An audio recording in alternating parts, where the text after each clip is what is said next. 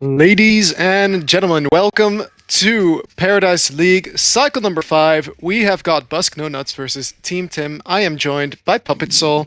How are you doing, Puppet Soul? Hello, I'm very good. Very excited to see how this series is gonna go. We have very great players, and they have a new player on the Legion side.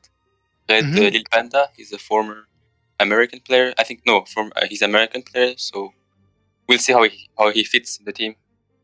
Yeah, for sure. Can you give me a rundown of what's been going on these past cycles? Because I've been able to watch a little bit of it, but I haven't actually casted any of it so far. I'm sure I can in case you don't remember. But yeah, so tell me, what do you think? What do you think is going to happen this game? So usually the team, so Zimbabwe team, they usually run Trident with Zimbabwe playing hard carry like Forsaken, Gemini, Bensington, Forsaken. There it is. Yeah, exactly. And it's the same for the Hellborn Legion side. They usually run Hag on Sate, but it's banned. They have What You Got, who plays the position 4, and Bus playing the carry role with the.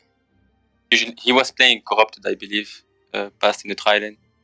Yeah, okay, but isn't Red Little Panda, isn't that usually also a carry player?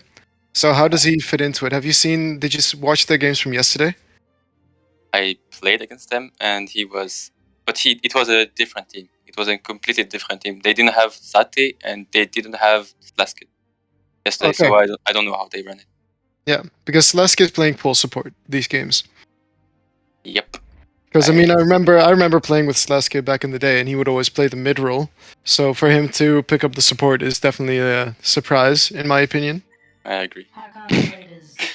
But we'll just have to wait and see what happens. I've also seen a lot of people picking up the Valkyrie, and I wonder what your opinion is of that hero. Is it's banned this time?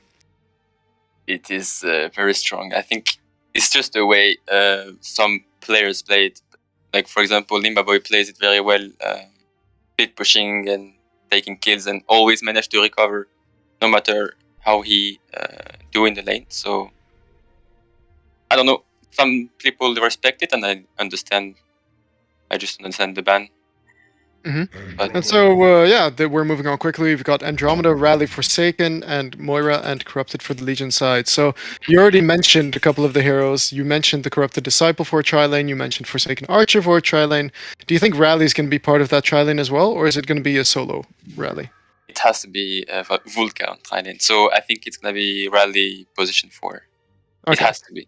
So they're taking a note out of my bag, pretty much. Yep. The Rally position 4. I mean, I played that a lot in the past, but it seems to be picking up now. I remember. Just a bit of a hipster over here, but no, that's fine. So the next few bans are gonna, I think, decide the Legion tri-lane as well, because you can see Imbaboy also banning out Behemoth, so that's usually a strong tri-lane option as well. But I think there's too many heroes to actually ban for the tri-lane, so maybe they should focus on banning the mid heroes some more. And as they do that, Deadwood is also used as a second support, right? Yep. They run it second support on Vulca. He plays a lot, and What You Got plays a very well Deadwood as well. So I mean, a very strong Deadwood. Yeah. So.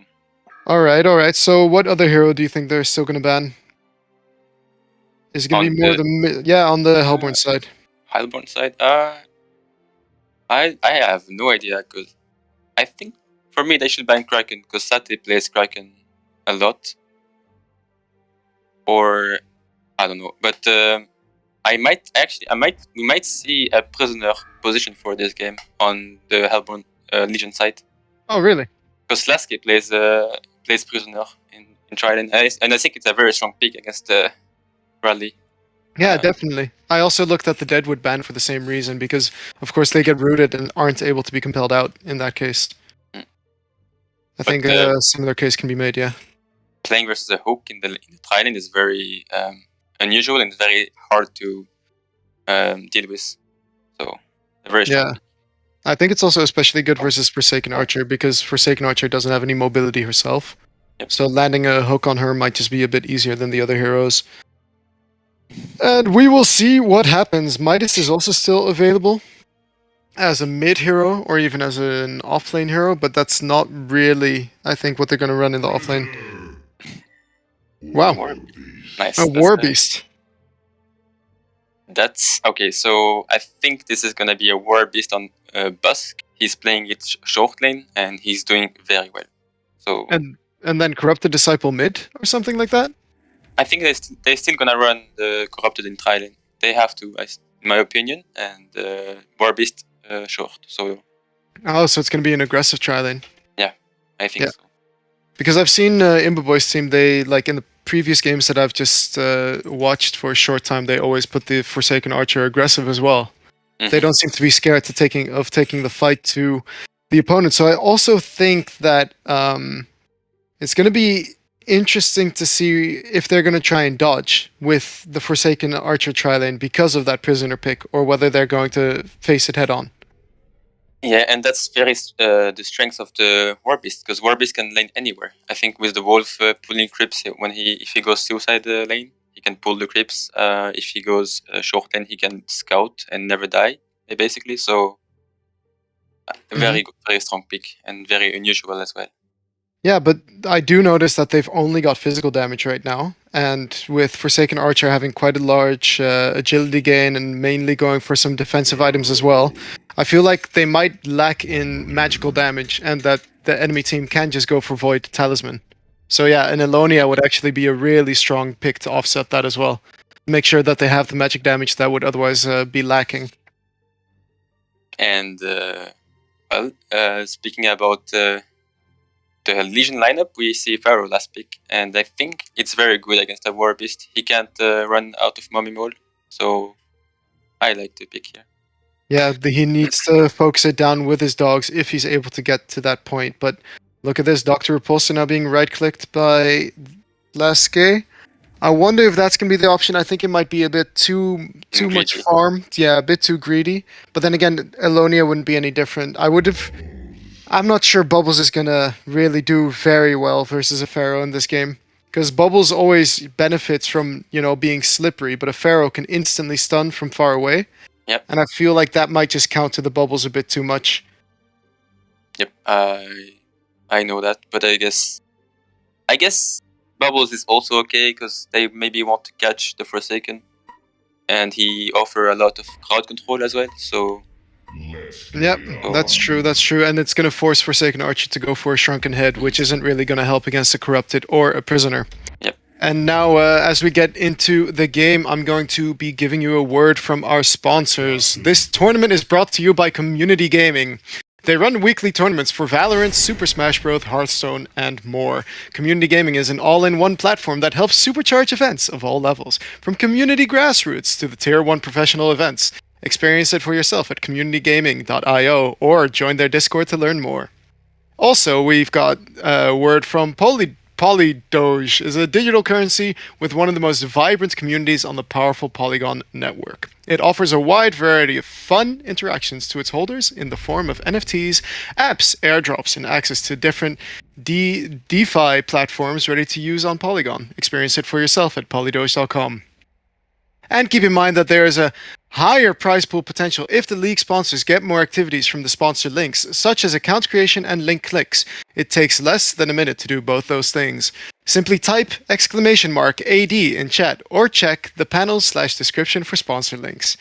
And then we head into the game with a pause, of course. So, Huge, how do you think the lanes are going to go?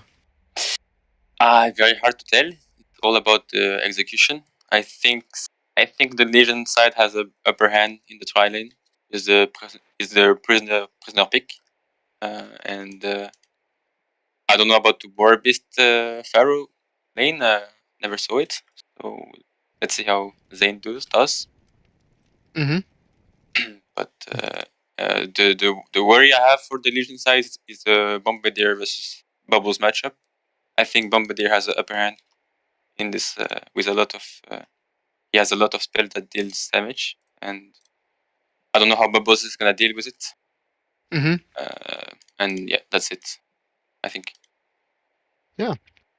Well, we're just gonna have to wait and see what happens. At the moment, we do seem to be getting the Forsaken Archer aggressive tri-lane with the Mhm. Rally and the Andromeda, and with Volca actually having picked up boots, is he gonna be looking to roam a bit? I mean, I think they have to.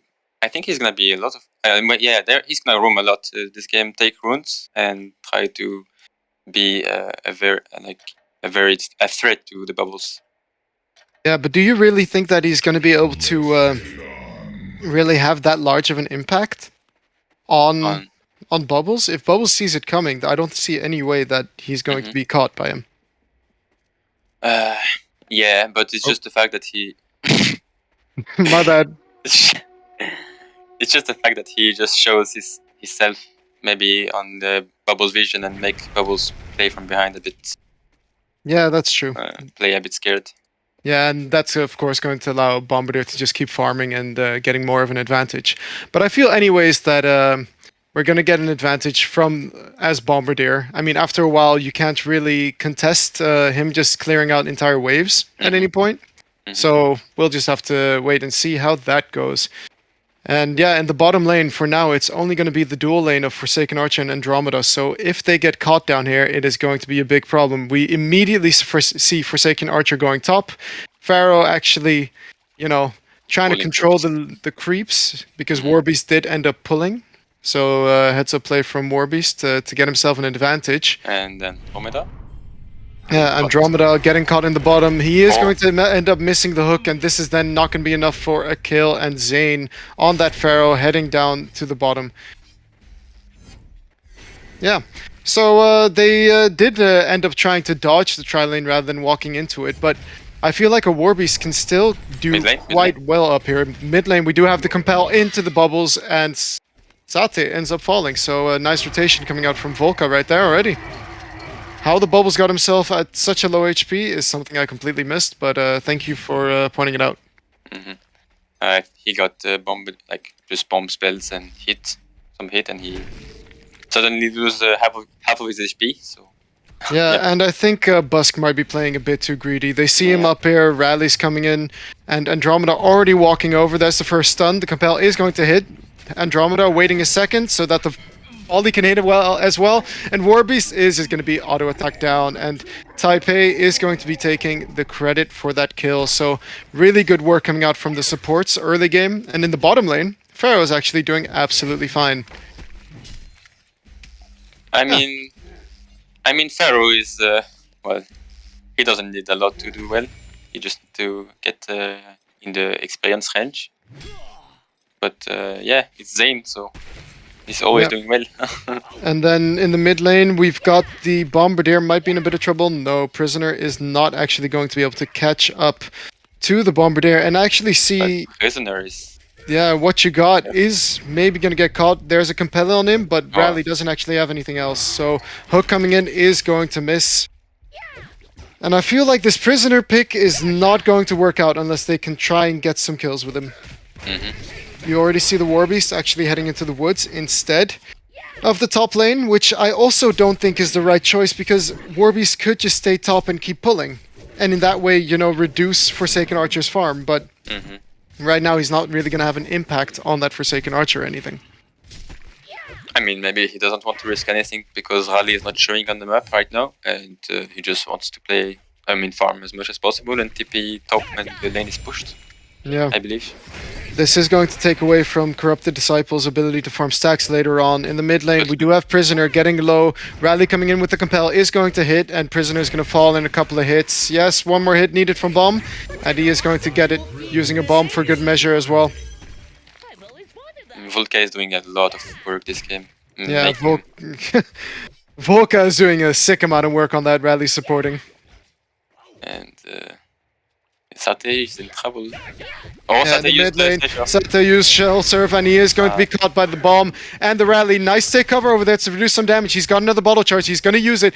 Sate is going to end up falling to the Rally right there, but oh man, it was so close to him surviving as well.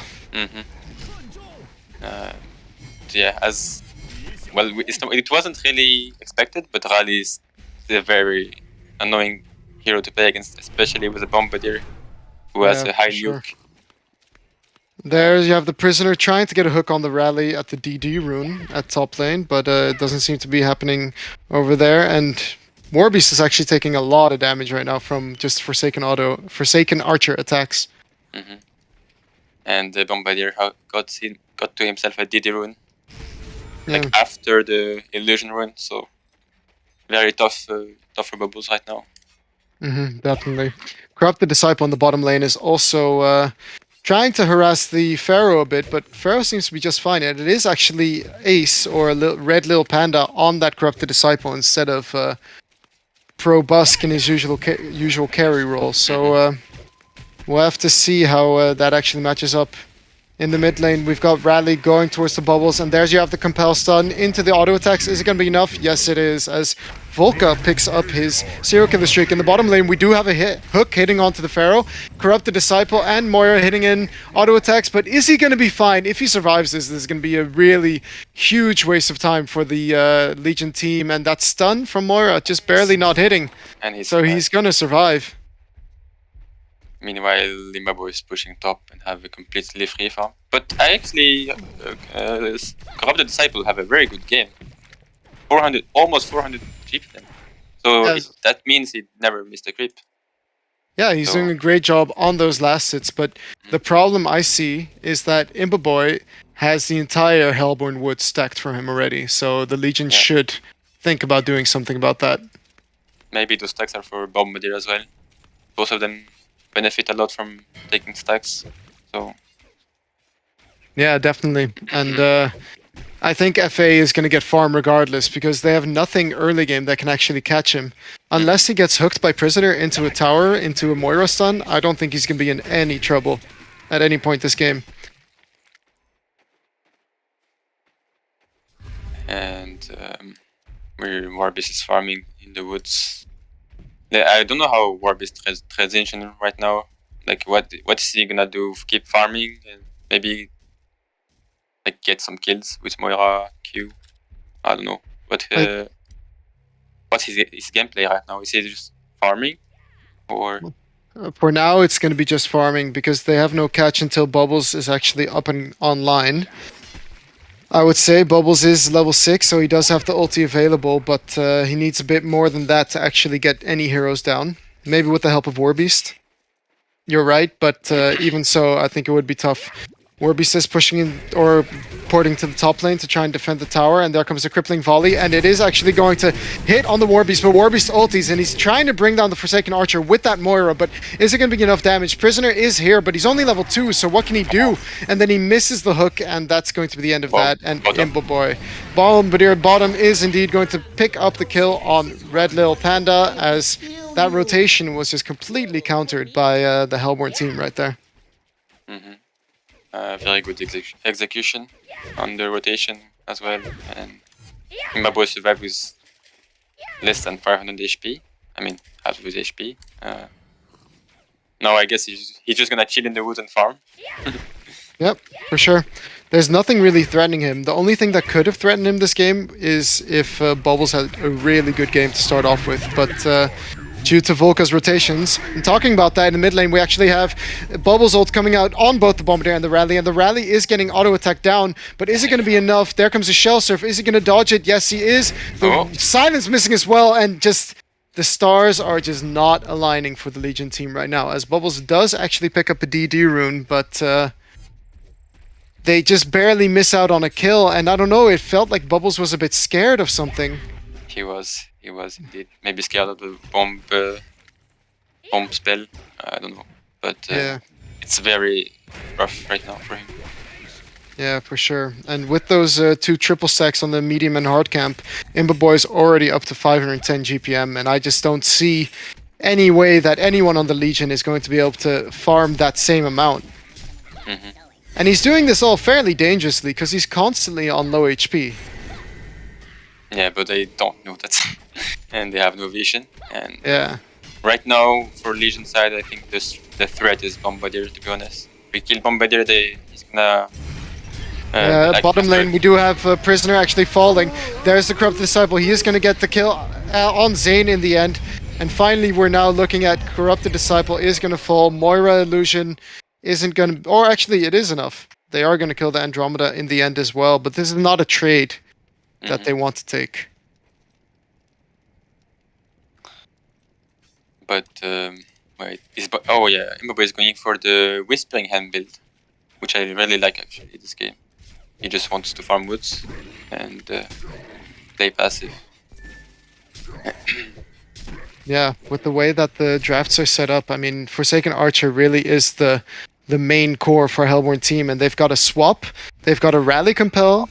Mid lane? Oh, mid lane, we do have a catch over there on the Warbeast, or rather on the Pharaoh, but Pharaoh is going to get hooked out, and in the same time, Bombardier is going to fall. Warbeast actually being able to get away right here. Bubbles with that DD rune is doing quite a lot of damage to the Pharaoh, but he does not manage to dodge the stun and is going to fall, and Moira here, maybe just a bit too late, and only the Bombardier ends up falling. Still a very good kill for the side of the Legion, but would have been better if they got 2.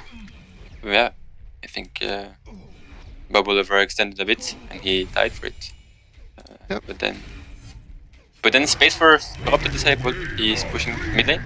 Yeah, mid lane we've got Andromeda actually taken out by both the Moira and the Prisoner. So finally the Prisoner getting some action going, which seemed to be a bit more difficult before. And just look at this, Imboboy already up to level 10. Yeah, 500 GPM, Whispering Helm and what's the name? Madfreds? Yeah. Yep. So yeah, it's well. I guess he's just gonna farm. I guess, and we'll see. But they still have a Warbeast, so I think Warbeast is still a threat to Forsaken. Yeah, but at what point in the game is he going to be going for that Whispering Helm route to play the budget Ophelia, or is he going to go for more of a hard carry route, maybe with a Basher? I think a Basher would make a lot of sense. If he can just get a Basher and a Shrunken and just sit on the FA, I feel like he could do a lot of damage. Or another option would be... Can you hear me? Yeah, I can hear you. Oh, I disconnected. I think... Yep. Oh, I think the game bugged.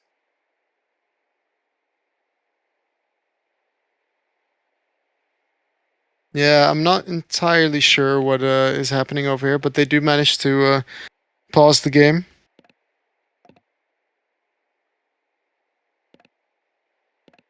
Okay, so you suggested the Basher build on Warbeast, but I also really like the puzzle box build this game.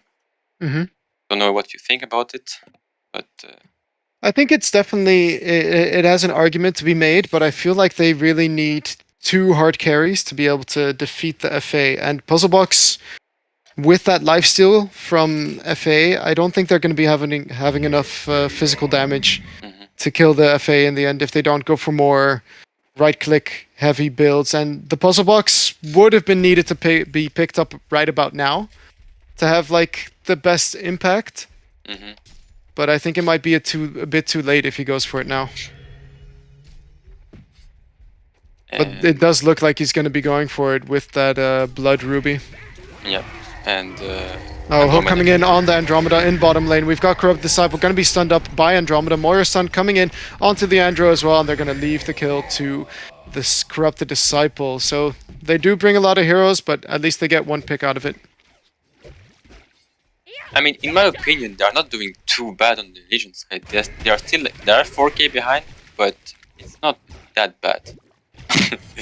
Yeah, because they're doing absolutely fine, and I think partially it's because Warbeast is able to farm the lane. Actually, in the mid lane, we got a catch onto the Bombardier right here. Pharaoh ulti gonna be going on the Prisoner. The stun hitting both of them. Bombardier getting really low due to that DD on the bubbles. The bubbles gonna be auto attacking. Compel misses. The Pharaoh is going to be auto attacked down. It seems by the bubbles. Rally's also in trouble as Warbeast is here now with the ultimate. The Moira stun is gonna take him, and Ace gets the final last hit on the Rally. So they took a fight that was maybe a bit too dangerous. A hook gonna be missing onto the Andro. A swap coming in onto the bubbles, but nice dodge. He's able to dodge everything using the take cover and the shell serve. So well played from Sate, getting out of trouble right there. So a 3-for-0 exchange, and I think Legion side is very happy about this trade they did. Yeah, definitely. The only thing is FA still just farming away. And with that whispering, he's actually managed to, I think, stack the ancient camp once. Mm-hmm. But where is the creep? I think his creep can't have died yet, or did it already die? Is that why it's? Yeah, it died because the cooldown was halved. Okay. Yeah. Oh, yeah. Yeah. And well, what happened this last fight is I think Bombardier got caught not using any spell, and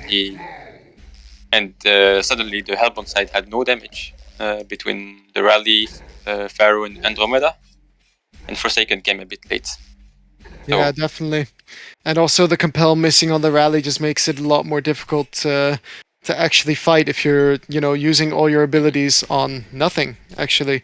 Bubbles is now here on the bottom lane. He's going to catch the Bombardier, or is it the other way around? Nice dodge coming out from the Bubbles. He does have his ultimate, but is he going to use it? Not right now. They seem to be a bit too afraid, not entirely knowing where the rest of the Hellbourne team is. And 400 GPM, almost 400 GPM on Warbeast, and 400 GPM on Corrupted Disciple. Yeah, this is the classic, 4 protect 1 versus multiple cores game. Yeah. But what is Bombardier going for? Like, is he going for Grimoire or Tablet? Oh, he went yeah, it's definitely a Grimoire then, right? I can't imagine him doing anything else. And Legion side gathering up with all of them to take the bottom tower. I would like them to defend the mid tower because they're like crazy for nothing. Yep, we've got Prisoner actually porting back for it. So he might be able to get the deny, but here comes the bomb with his bomb. Boom, bomb. What's that spell called? Bombardment. Yeah. Bombardment. Yeah. Bombardment from Bombardier in this booming world. Oh, bottom lane, we've got to compel onto the Bubbles, and Bubbles might be in some trouble. He has got the Shell Surf. He does get the silence off, but Pharaoh is going to be there with his ultimate really soon. He ends up dodging it, and it's not going to be enough to kill the Bubbles there. Unfortunate from Zane. He got silence, and then he was too scared to miss. Yeah. Ended up missing. I think the ult is on creep. Yeah, and, very well played using the creeps to block it, but that should have been a kill is what I'm feeling, actually. Mm-hmm. But, we see as expected, I think, we see the puzzle box built on Warbeast. Level 1 puzzle box, so kinda weak right now. I guess he needs to level up, and it should be better. My problem is that I feel like in a couple more minutes, in 10 minutes, Forsaken Archers is gonna, lifesteal too much for him to really care about the puzzle box explosion. What is it when it's maxed? It's like 600 true damage, right? Yes. When it is maxed out. I mean, by the time that Geometer's Bane is picked up by Imba Boy, I think he's going to be too tanky. And the illusion of Rally trying to bait out some abilities, but they're actually just going to be able to freely push the mid tower right now. Hellbourne is not interested in taking this fight at all, because they seem to be taking Kongor. Well, who got the better trade there? I think the Kongor pickup is, Kongor kill is more valuable than the tower. So. Yep, but at least with this tower, they've made sure that they can actually contest the next Kongor. I don't think that Hellbourne is actually interested in going for 2 Kongs right now.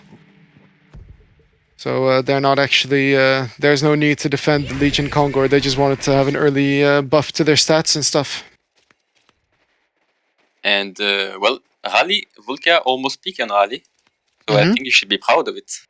Yeah, definitely. Almost peak, 17 minutes, I mean, I remember some games having it a bit earlier than that, but here comes the Pharaoh ulti in the bottom lane. We've got Moira actually instantly dying, not even a chance for anybody to TP in there, and they are going to be picking up this tower, and that is going to be the portal key for the Rally right there.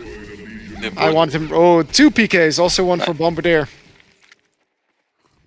In the meantime, we do have the top lane from Warbeast and Corrupted Disciple. They're going to pick up equal towers, but I do have a feeling that Forsaken Archer's damage right now actually pushes quicker than the Warbeast and the Corrupted. It's tough to say, but here we go. We have a TP from Prisoner going bot lane. Are they going to set up for the heal? Here comes the hook from the Prisoner. Is he going to be able to hit it, though? He's trying to set himself up. There comes a port, but I feel like he took a bit too much time. Moira here with the illusion, also a bit too late. Will he be able to get the ulti off?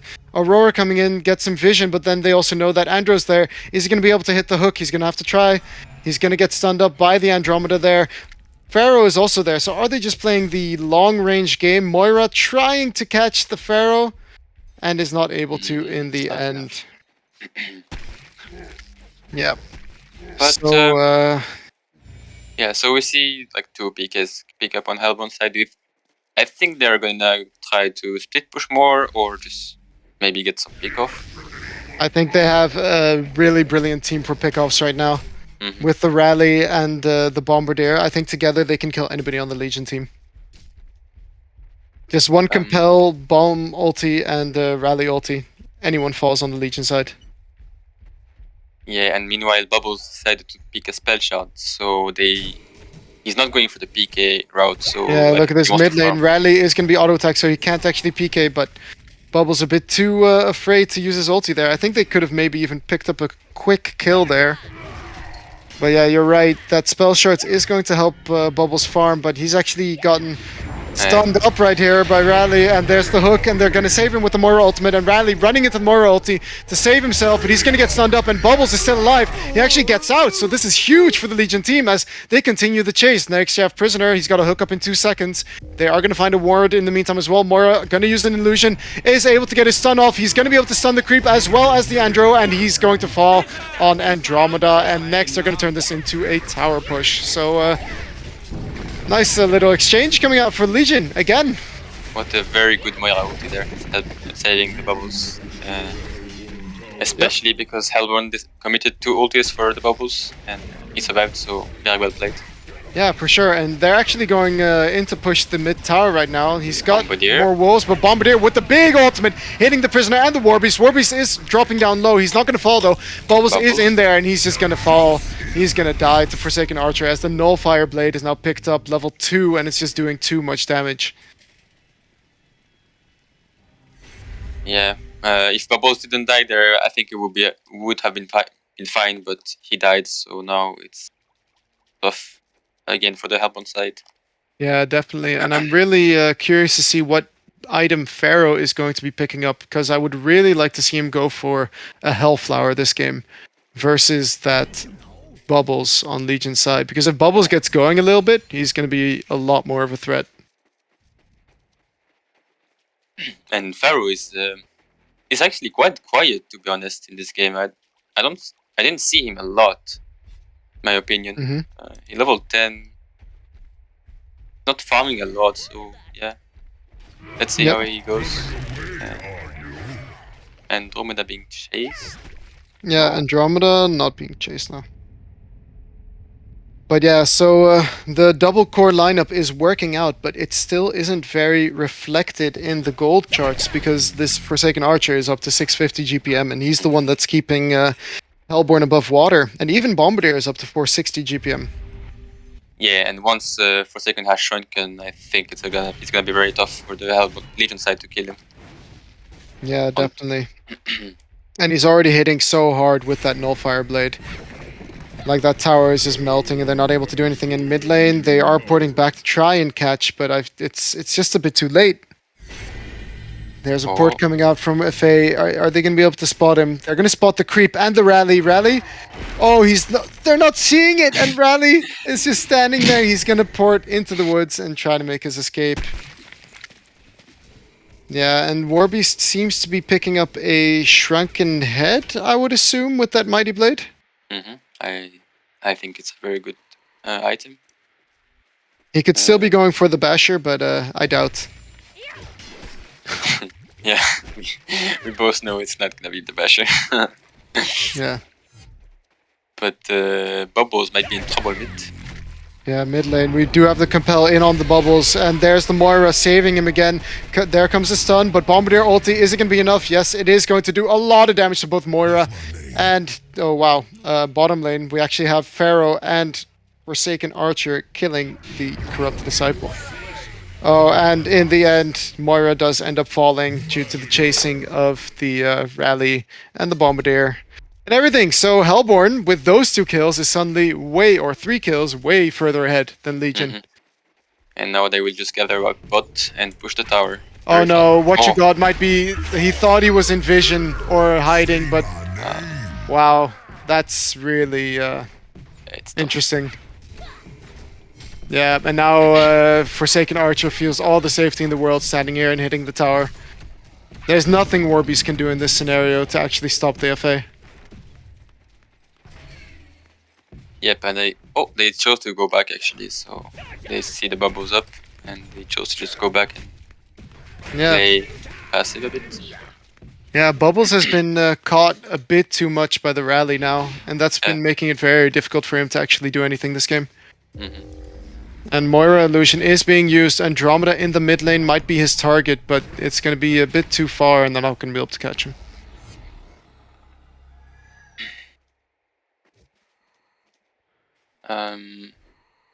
But yeah, so I think Imaboy wants to farm one more item before fighting again. Yeah. I mean, he's got the Shrunk and he's got the Nullfire, he's got the Firebrand. What's he need? Yeah. Oh, and And, bottom lane, actually, Bombardment is going to finish off the bottom tower. But they're chasing the Andromeda. Yeah, there you have the Oh. Moira being caught by the rally, and there. Oh, the Moira ulti is going to save himself for a bit, but there's the catch on the Bombardier. Are they going to be able to actually kill him, though? Yes, they are. Asati gets the last hit on him. Rally is in trouble, but Moira did end up falling in the back. And then you have Warbeast now trying to change the Andro. He's too quick. Rally Compel coming in on the Prisoner, and that's a dead what you got. But now you have Corrupted Disciple. He's coming from the other side. He's going to get vision on the Rally, but Rally, is he going to be able to survive? Yes, he is. Warbeast on the other side, though. And Pharaoh is actually just going to choose the ulti to get on out of there. And nice disengage from the rest of the Hellborn team. And Yeah. 750 gem Forsaken. It's Yeah. almost, and it's very hard. Yeah, and it looks so easy. Like, I felt like he hasn't had any pressure this game at all. It's very hard, and he also first it so very he's very confident with his hero. So Yep. you can see this. He's also been part of 6 of his 18 kills, so I've actually seen a game where he was in a part of like a lot more kills. I think it might have even been against you, where he was just popping out of the woods, getting easy kills middle constantly. But it doesn't seem to matter if he gets kills or not, because he's still at 750 GPM this game. Mhm. Yeah. Very I tough mean, on each side, yeah. See, this is what I've liked, something more like a basher. So Warbeast just sit on Forsaken Archer when the fight is going on. But yeah, not much more you can do in this case. And Bubbles actually double smoke Rally and Bubbles. They're going to spot each out, but Kick now on the Bubbles. Just going to get out there, and they're setting up for the Legion Kong. And I think doing this will solidify their if they can also get the Hellborn Conqueror. Yep. This is talk about first, most likely. Yep. If they have to Oh, conquer. here comes Moira. He is going to run in with the illusion, but that does mean that that's going to be on cooldown for 8 seconds. There comes the Bubbles. He's going to jump in, but this is a mistake. Pharaoh is going to falling. No, yes, he is. Then, oh my god, there's just so much happening. Moira ult going to come in. Rally going to die before he actually gets his ulti off. He's going to get nice damage on FA, but FA is too strong, and he's going to auto-attack everyone down. This is Yeah. 800 gem now, 902. Remember what I said about not needing kills? Well, you know, the kills is coming in, and then you're up to 820. And so they could try to defend. Yeah, you want to commit buyback? Yeah, but I don't feel like there's any way they can bring him down. They just simply don't have enough lockdown either. Like, they severely lack stuns on Legion's side. The only stuns they have are Moira's Prisoner ulti. And the Bubbles ulti as well. Yeah, but I feel like that's not such a secure stun. Question is he gonna like go for symbol rage or wing bow? He has a lot of He has some options, yeah. I think he can go for either, and it would be good. he sold his knuckles, so I think he's gonna go for the wing bow route. Yep. No, yeah, the wing bow will help even more versus the War Beast and the box and any damage Legion actually has. No, he dropped for the token, of course. Yeah, actually. Yep. And meanwhile, Rally rewarding. Yeah. Rally over there with that, trying to kind of counter Lord. They are going to get in the end. Moira uses Illusion, but they spot this Illusion, so Illusion's going to instantly fall. The only hope Legion has is split push with Beast and Bubbles. I don't have any. I don't think that matters at this point. He plays on Forsaken, so I don't think it's gonna matter either. It's the only hope they have. And bottom lane, they're just marching down there with the token. They are not afraid whatsoever. And oh, there's the Pharaoh. He's gonna ulti in onto with the nice ulti actually to save his teammate, but Rally is gonna be in trouble now. Warby's actually gonna try and focus down the Rally, but it doesn't matter as the DD on Faye is oh, DD, yeah. That's why. Yeah, they have a chance. Very well played from Hellborn. Very well played indeed. Very strong performance. And my boy, 12-0 assist with 900 GPM. Yeah. Very tough to come back. Yeah, I just can't help think that this is just due to them having a game plan from the very start, which was just, protect the FA. They saw that there was a defensive tri lane from Legion, so they moved the FA to the top lane, free farm with that top lane, and nobody can see him because Warbeast was getting the rally. It is too easy for Andromeda to go away and stack the entire wood, give him a huge boost in gold. Also, shut down the bubbles. I think they played a very good part in this success. Yeah, definitely. So Rally definitely earned MVP until he started missing all those hells. Gotta keep that in there. No, he did a great job to help his team and also set a lot of ganks, but Moira was often there to stop him from actually getting his ulti. So I think well played from both teams, but the Legion just needs to get their plan together a bit better. Like have more game plan instead of what just happened. Yeah, I agree. And well, I guess we're gonna take a break and wait for the second game. With that in mind, we're gonna take a short break, and we will be right back.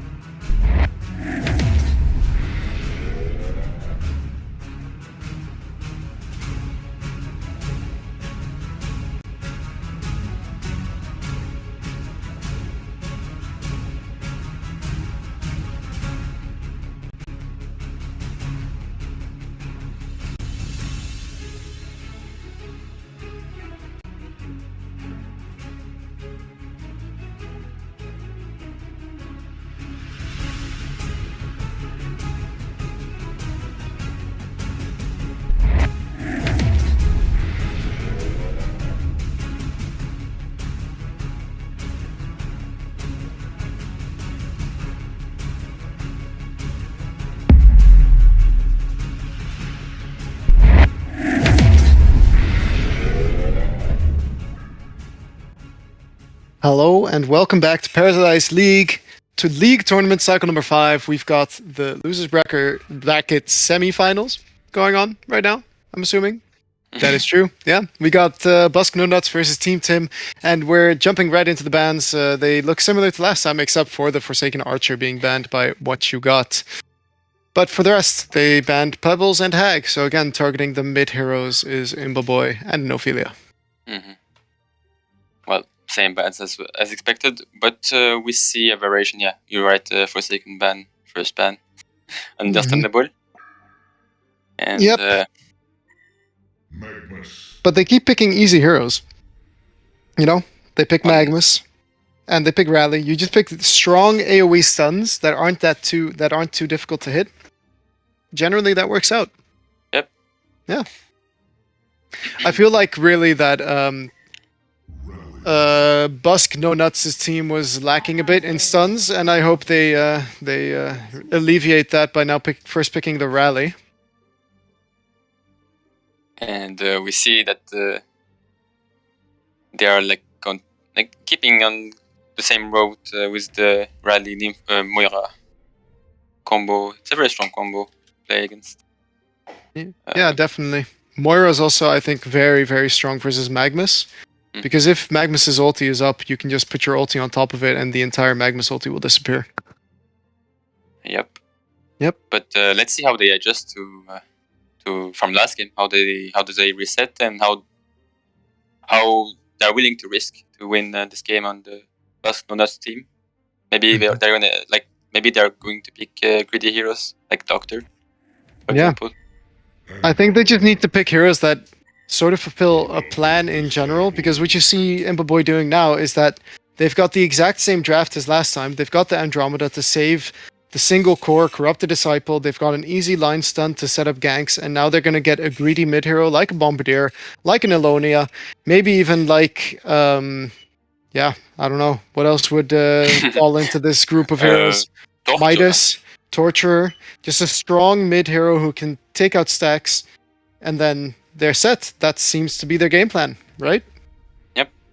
And I think What You Got is looking to ban Mate heroes, the mid lane hero overall, and we see a Defiler ban, which is because Defiler is just too strong, too strong with his ulti. Mm-hmm. So, but I'm expecting actually a Torturer pick from the Legion side. So What You Got should be careful about this. Yeah, there's the electrician because they also need to be careful of Zane, of course. If Zane has a good game on an electrician, they could really be in trouble as well. Hmm. But the setup they have right now with this tri lane, it just ensures that they're quite safe. I think there are stronger tri lanes. I mean, I think if you were to pick a hero like if you were to make Rally solo right now, and pick another support hero that could actually face off against the tri lane, something like a Myrmidon, Glacius, heroes like that or a Luna that are just very strong in lane, then you can Hmm. ensure that Imba doesn't get free farm. But then you have the problem of having a Rally 1v1 versus a hero that can probably you know do a lot better than him. Yeah, and it's very sad to see that people don't pick Myrmidon anymore. You were the one playing it, and nobody played it. And I think it's a very strong Thailand hero. Yeah, for sure. I mean, Magikarp is just an insane ability because it Mhm. always hits, you Yeah. know, and it makes everybody stand still for a second. And if they, don't stand still, he even received the buff that they are slowed for a Yep. bit. Yep. I agree. It's a very And it's strong. also very difficult to kill because of waveform. You You know know what? I about can argue about it for years and years. It also combos out really well with Moira because if you stay out of the Moira ulti, the Arcane Vortex, you can actually use your Weed Field on top of it, and all the enemies will be stunned for 2 seconds. Yeah, it's This this is me very. just advocating Myrmidon right now. You There love you have the Myrmidon. Kraken. Dude, I've got fish jeans. So yeah, here's the Kraken pick. That's definitely going to be the mid hero. But Yep. I think they've showed a little bit too much of their hand already because now they're just going to pick a hero who's not afraid of a Kraken in mid lane. Like, I feel like most ranged heroes, like you mentioned, a Torturer, can do absolutely fine versus a Kraken and throwing out Harass at the same time. But also a Soulforce would be a very good pick against the Kraken. I Yep. think. And there's a Madman. I really don't want them to run that in a tri lane. I really hope that's going to be the off lane hero. I think we're gonna see Madman on Busk on Yeah, the in the short off lane. lane. Or, Yep. yep. On the solo lane at least, and Kraken mid for Satellitium.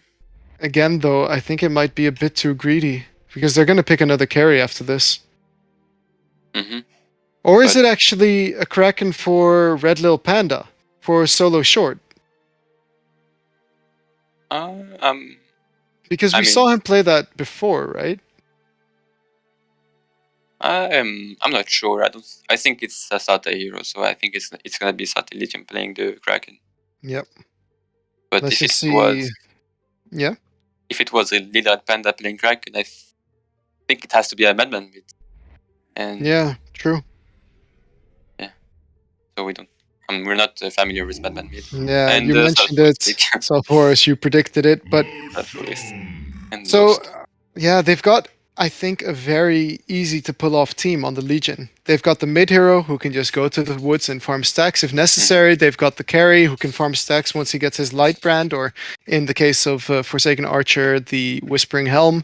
And they've got a way to save his carry with the Andromeda. Andromeda, of course, always being a very strong pick. And on top of that, they have a Magnus who can set up perfect ultis of the Lodestone and for himself, etc. So yeah, we've got quite the greedy team from the Hellborn side, but at least now they have a yeah. lot more stuns. That's a very greedy team now with the Doctor. Yeah, so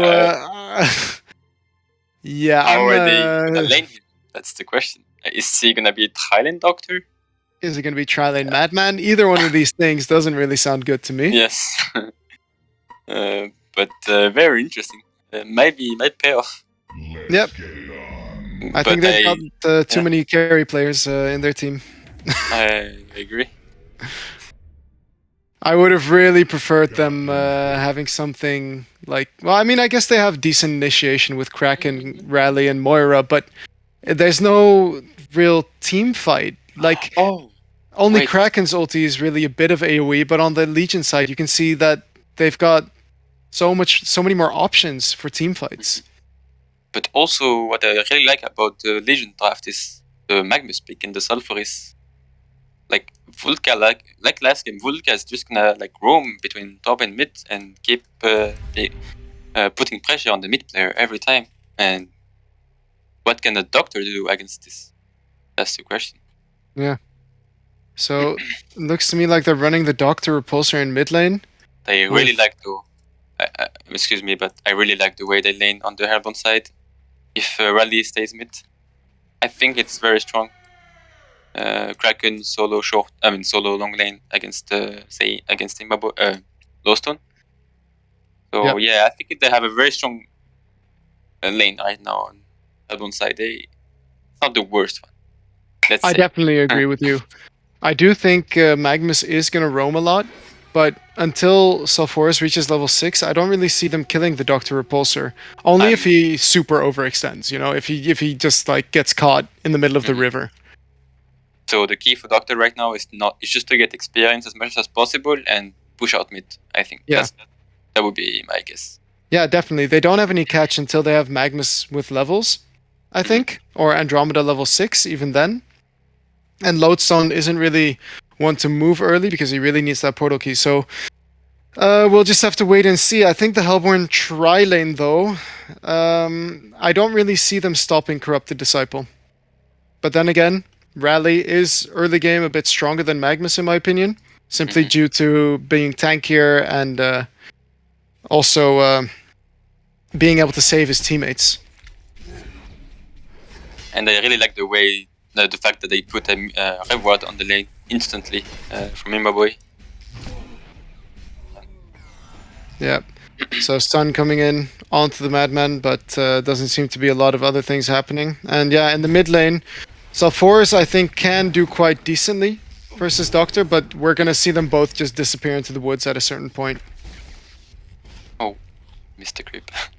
Yeah. Yeah, it's not too bad. I would really like to see Doctor just not even go past the river this game, though. I really don't think there's any need for him to go past the river.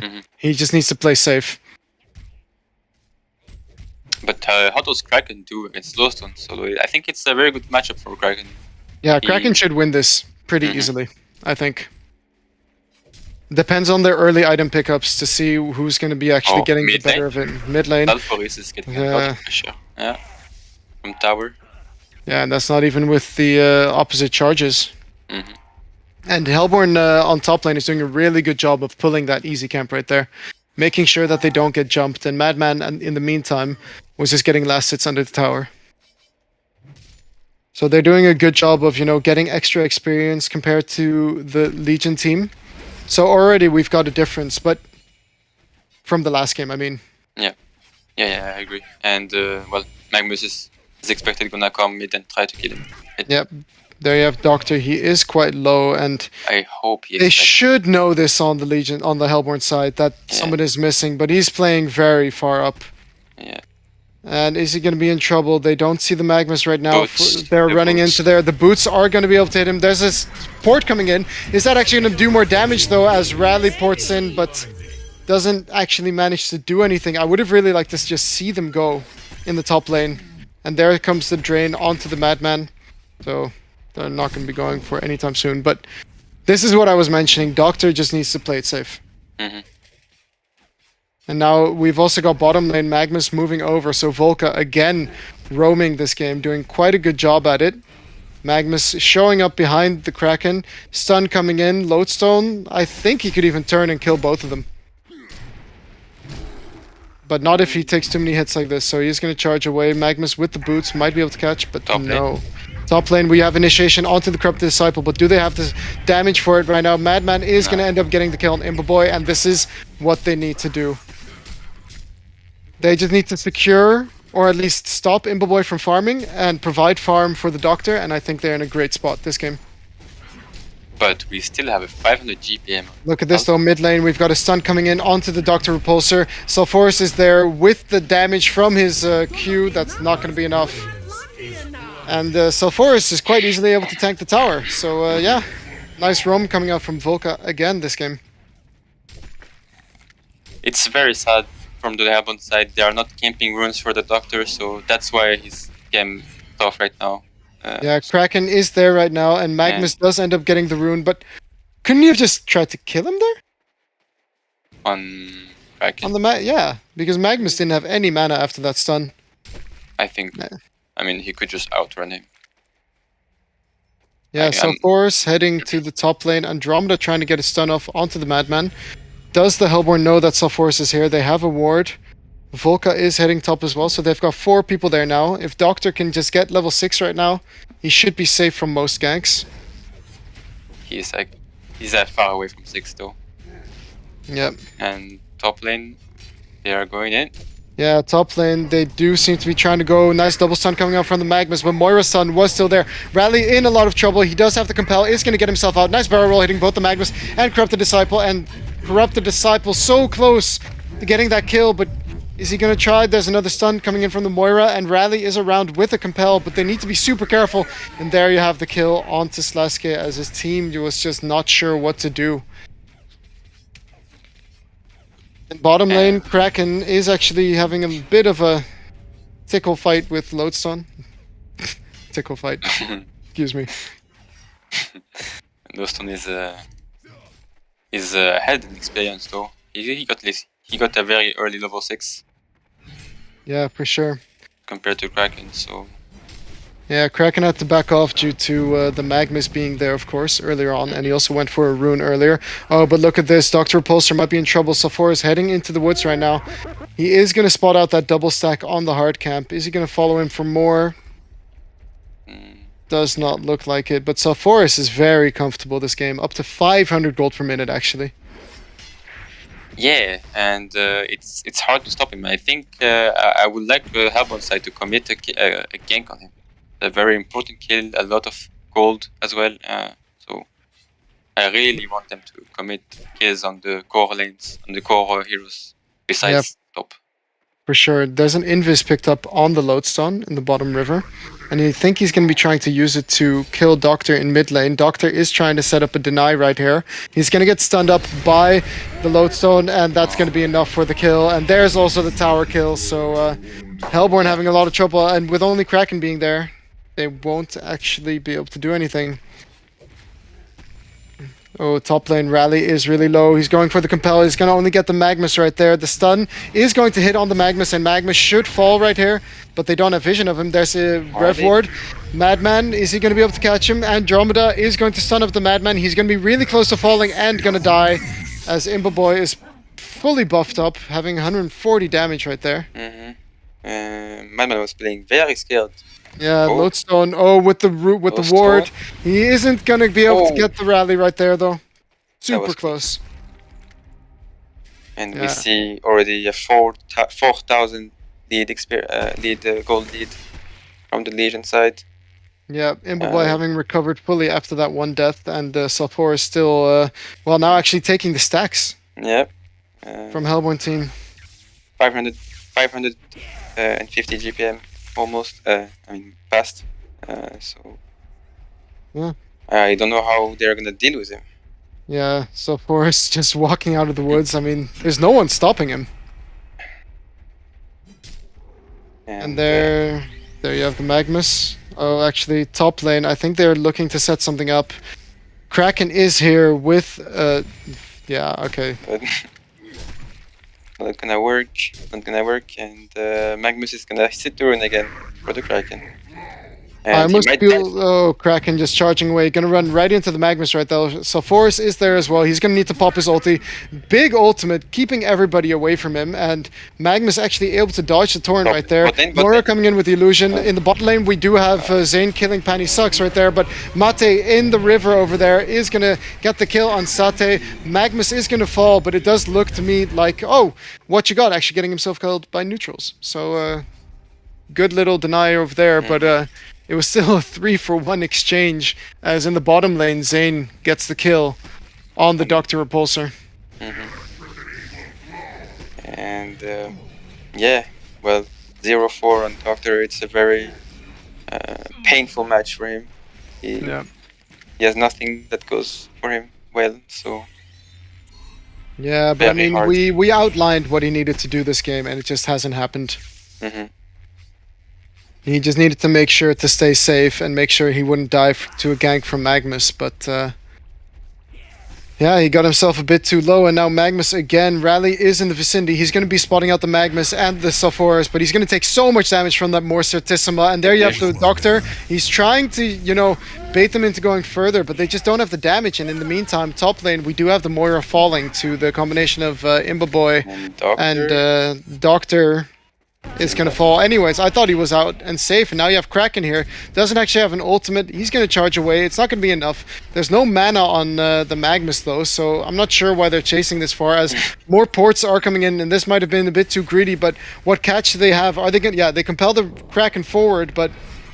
I mean, look at Sulfuras just sprinting away, and the Kraken ulti whiffs a bit, and now there's a stun from the Lodestone, and wow. Boom, and there you have the Moira. He is going to catch the Sulfuras on the edge, and Lodestone is going to fall, but there's the Compelled. Then you have Magnus. Is he going to be fine? He can't go invis, and the tower is going to give the kill to the Rally. But it's so much space for this Corrupt Disciple this game again.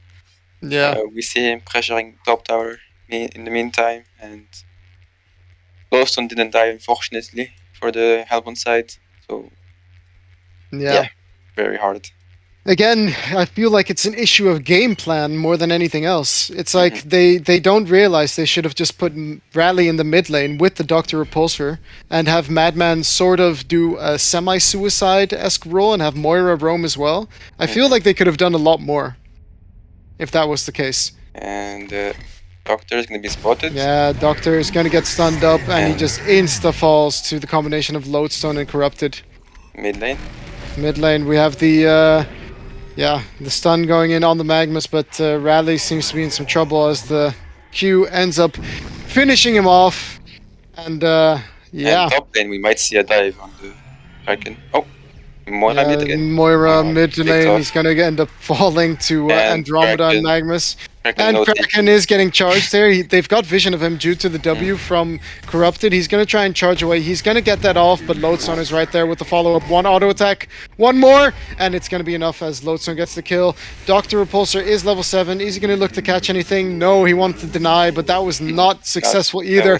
Now Magnus and Andromeda are heading in, and there you have the Doctor. He's going to be in trouble, not even being able to be compelled away, and Wig also very close to falling, but look at this. The Magnus Striders activate. 3, 2, 1, and the dust is enough for Imbaboy to get the kill right there. And that's a lot of action, but nothing is going on the way going for the Hellbound side. So and Moira again getting caught by Andromeda Magnus. Chain stun. Okay, well. It's It's a disaster for the Hellbound. It's a big disaster right now. I mean, originally we were, praising their lanes, hoping that they would follow the game plan, but I mean, this is just a bit unfortunate. Yeah, and there you have the Rally. They're going in on the Sulfuras, trying to get enough damage, but there's a swap from the Andromeda, and the Lodestone ulti is going to hit onto one only. Rally is going to end up falling to it, and is Sulfuras even going to die? He needs one more splash. Is it going to be enough? He gets another splash, it's not enough. Moira Illusion coming in as well, and it is over. Just like that. It is over indeed. The fight is over. Yeah. Not the game. So we'll see. I mean, we'll see how it goes. I think they go hand in hand in this case, man. Yep. And I mean, Legion is just having a party all over the Hellborn right now. I'm wondering if Vulka has a PK yet. Nope, but he doesn't need it as Lodestone does. And that's Leske falling to the combined forces of Magnus, Lodestone, and even Andromeda. Coming in there with the almost Aurora killsteal, Yep. The best type of killsteal. But Madman, oh no, he used his barrel roll. Is he gonna be safe? Look at Vulka looming. They have no PKs again. The PK is coming though. The Lodestone is coming. What an ugly courier that Vulka has. No, it's not even the portal key. It's the power supply. Alright, yeah, so highest level on Hellborn is actually the level 8 from Kraken and level 8 from Doctor. Yeah. But look at this.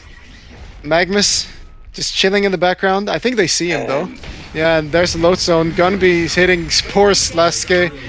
Gonna be falling again. They still have a Magma stun left, and here comes the ulti on the Rally, and Rally's just dead. And Safor is gonna be tanking the tower, but there comes Volka's stun finally.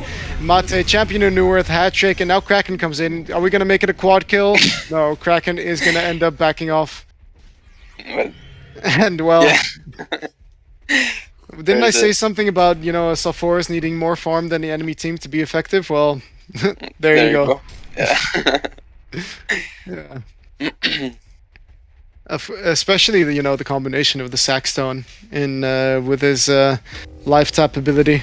It's just Oh, there's the very strong, Moira right? illusion.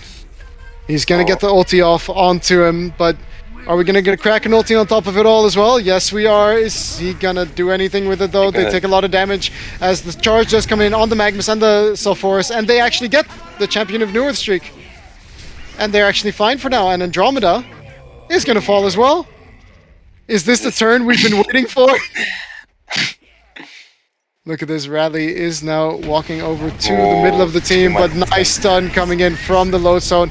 He's gonna end up paying for it, it feels like. Yes, there comes the compel from what you got. But now even Imboboy with that DD rune is also a champion of New Earth. And well, there's the This vote to is- concede. GG, offensive GG coming out from Volka. Oh. Yeah. GG well As, played. yeah, GG, well played. From team, I guess. As a team at least. Yep. And, I really didn't well, expect this game to go as it did. Yeah. Yeah, me It's- too. Yeah. But very good rotation again from Volka. Being the MVP again for his team. Camping runes and ganking mid all over and over. Mm-hmm. Very good player. So Yeah, definitely well good for him played. to get the boots early on. They seem to be Yep. more effective than the mana battery on the Rally. yes, I agree. Well, there you have it. That was the final game of that losers bracket semi-final round. And next we are going to be having Team Tim versus your team, Kevin. What do you Yep. think is going to happen? I don't know. We have a lot of strategy to make. I mean, to prepare. So I'm gonna maybe wait till you see. For it's gonna be a surprise. Maybe we don't know. Yeah, sounds good. Well, I'll be, commenting on it, and I'll be watching, and I'll be judging and everything. But I'm sure you're going to do absolutely fine. Next, we've got Dawnova Brigada versus Team Tim. Stay tuned, and we'll be right back.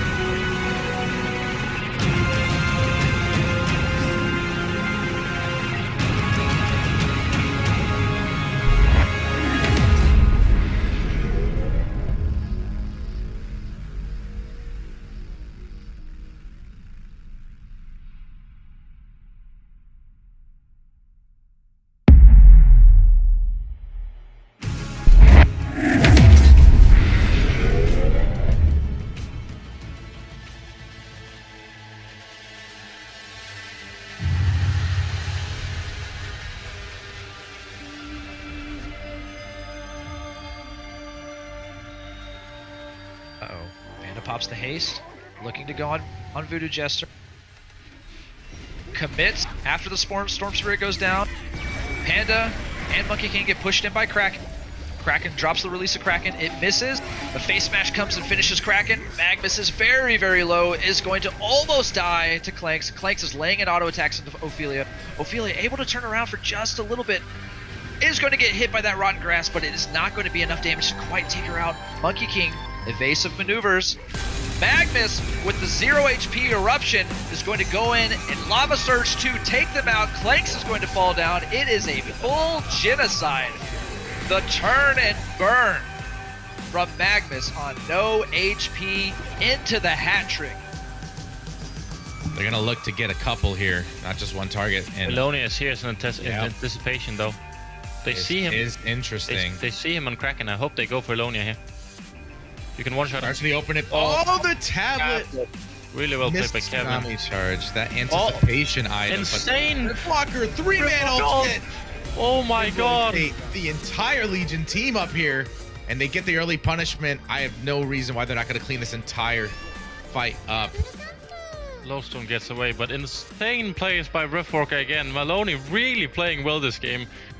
They actually don't know what rune it was, but Electrician pops the Invis rune to just keep farming in the bottom lane.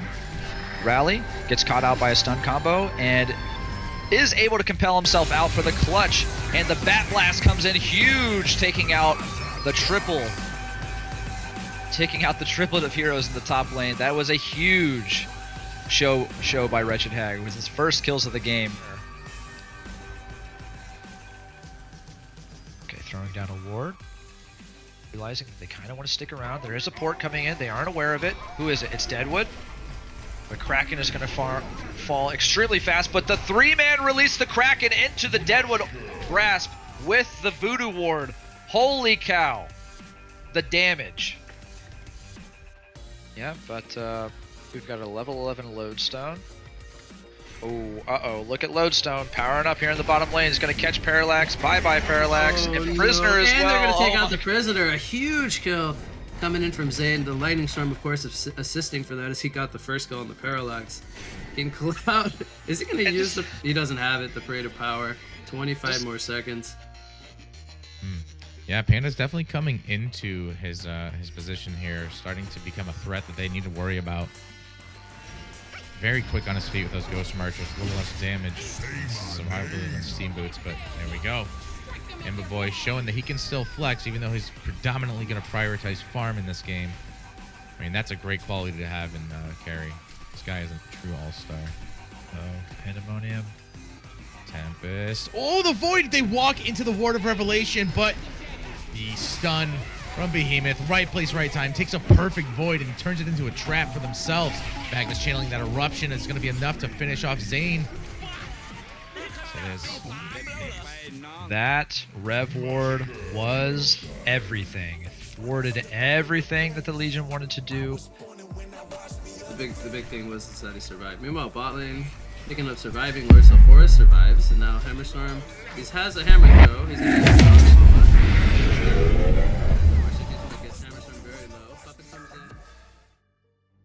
Ladies and gentlemen, welcome back. We are going on with our losers bracket finals. We've got Team Tim facing off versus Daunova Brigada. And on the one hand, we've already got all the bands going on. I'm joined by a different co-caster as Puppet Soul is actually playing this game. I am joined by Satellitium. Hey, Sate, how you doing? Hey, Shokan. I'm doing alright. And I'm excited to see this game. And who's going to win? Yes, very much for sure. And we're going to see something very similar, I think, coming up from the Legion side, having a Magnus already be picked up by Imba Boy. They used that to good effect on Volca last game. I'm assuming it's going to be another semi-support Magnus. And on the other side, we've got Nymphora Kinesis, which are not heroes I've seen for a while, actually. I mean, Kevin's team runs Kinesis on Umar sometimes, and they have played Nymphora before, but both very, very strong heroes, and obviously the Kinesis versus Magnus is great. Yeah, and again, a Valkyrie being banned out in the first couple of bans. I really wonder why that is, because it was never really it wasn't considered that strong a hero, but yet Now it's being banned almost every single time. I mean, I think Valkyrie is just like immersed in the meta where people just tri lane every game, and it's like the perfect carry in the tri lane. Is so strong 3v3, and if you lose, you can leave the Valkyrie there. He can't really die because of leap. Or if you want to rotate and help other lanes, you can leave Valkyrie there. He can't die. So it's just very strong, and obviously it's so annoying to play versus Invis when he hits that level 6 mark. So Yeah, definitely. And they go for the Sir Bensington, which I think is just kind of, in a way, similar to the Valkyrie, as that it's both very strong in a tri-lane and it has a global presence in the way that Valkyrie has the Prism, and Bensington can actually just jump himself anywhere. yeah, I mean you're completely right. Bensington is just gonna play the same role that Valkyrie would have had. Kind of interesting to see what they're gonna ban here. Yeah, I can't see it carrying as hard as, let's say, the Forsaken Archer. But if they get well active from the very start, then they could have a really good chance at this. And these are also far more targeted bans. They've banned the Balfagor, the Monkey King, and the Drunken Master. So what do you think about this? Yeah, I think interesting to see the Drunken Masters ban here. I think Monkey King is a stable of Umas, and they run Belfagor and Yanko. So I think that Drunken Masters pick sticks out a little bit here, but I think they're decent bans. They're targeting mid slash side lane heroes here. Excuse Yeah, me. and unlike previous games, the Wretched Hag is still completely available, which was banned out really early last time. And I think on the Legion side, they have a lot of choices still ready for Mate, as Devo is banned as well, probably targeting Sunk Bob with that. Sunk Bob is Coco, I take it, right? Yeah. Yeah. And the Devo ban is obviously because of him, yeah. So Yeah. All right. And then you've got the Electrician ban as well, but that was already in the first bans, probably targeting Zane with that. And yeah, Prisoner as well being banned, which I think is a very strange first hero ban, to be honest. yeah, I But- mean, as you said, there's a lot of heroes open for meta here. He could play the Wretched Hag. He could play like Kraken, Self-Force, like he played the last series. There's a lot of good options here. They're only like banning the ranged. It banned the Defiler and the Torture though. Yeah, and it seems to be becoming a magic versus magic game, as Sir Bensington, of course, always goes for that lightning and is going to have a lot of magic damage with that as well. And then you have the Bubbles Geomancer picked up for Hellborn. So it's going to be magic versus magic right now, it looks like. Yeah, I mean, incredibly exciting lineup here on Hellborn. They have what 4 int heroes? Yeah. Am I seeing this right? Yeah, they have 4 int heroes, and I've known. I mean, Umar usually plays Geomancer core actually on this team, which is kind of interesting and another way to use it. But he's also normally playing the Kinesis, and now they have the Bubbles. So I have no idea what they're trying here on Hellborn. This looks very interesting to me. Are they going to go with Elonia carry to, round it off, or Puppet Master or Dr. Repulsor, just to make sure they've got... Wow. Okay. Adrenaline. Wow. I did not expect this at all. And all right, so they've got another carry now on Legion side with the Corrupted Disciple, and even Adrenaline is in itself a bit of a carry. Big So, Tricon yeah. for Legion, really strong Tricon, and Legionnaire. This is so interesting from Hellborn. I mean, I don't know what to think. I don't know if I want to laugh or cry or this is gonna own. This could be really good, but I have a hard time seeing them doing well in lanes. And if they don't do well in lanes, I feel like they just got run over with the int hero lineup here.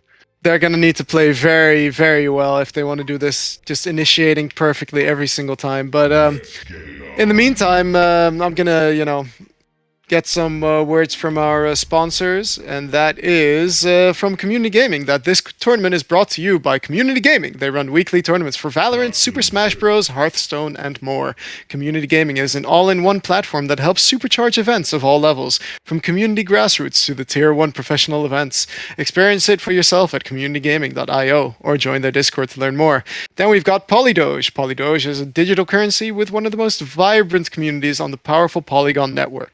It offers a wide variety of fun interactions to its holders in the form of NFTs, apps, airdrops, and access to different DeFi platforms ready to use on Polygon. Experience it for yourself at polydoge.com.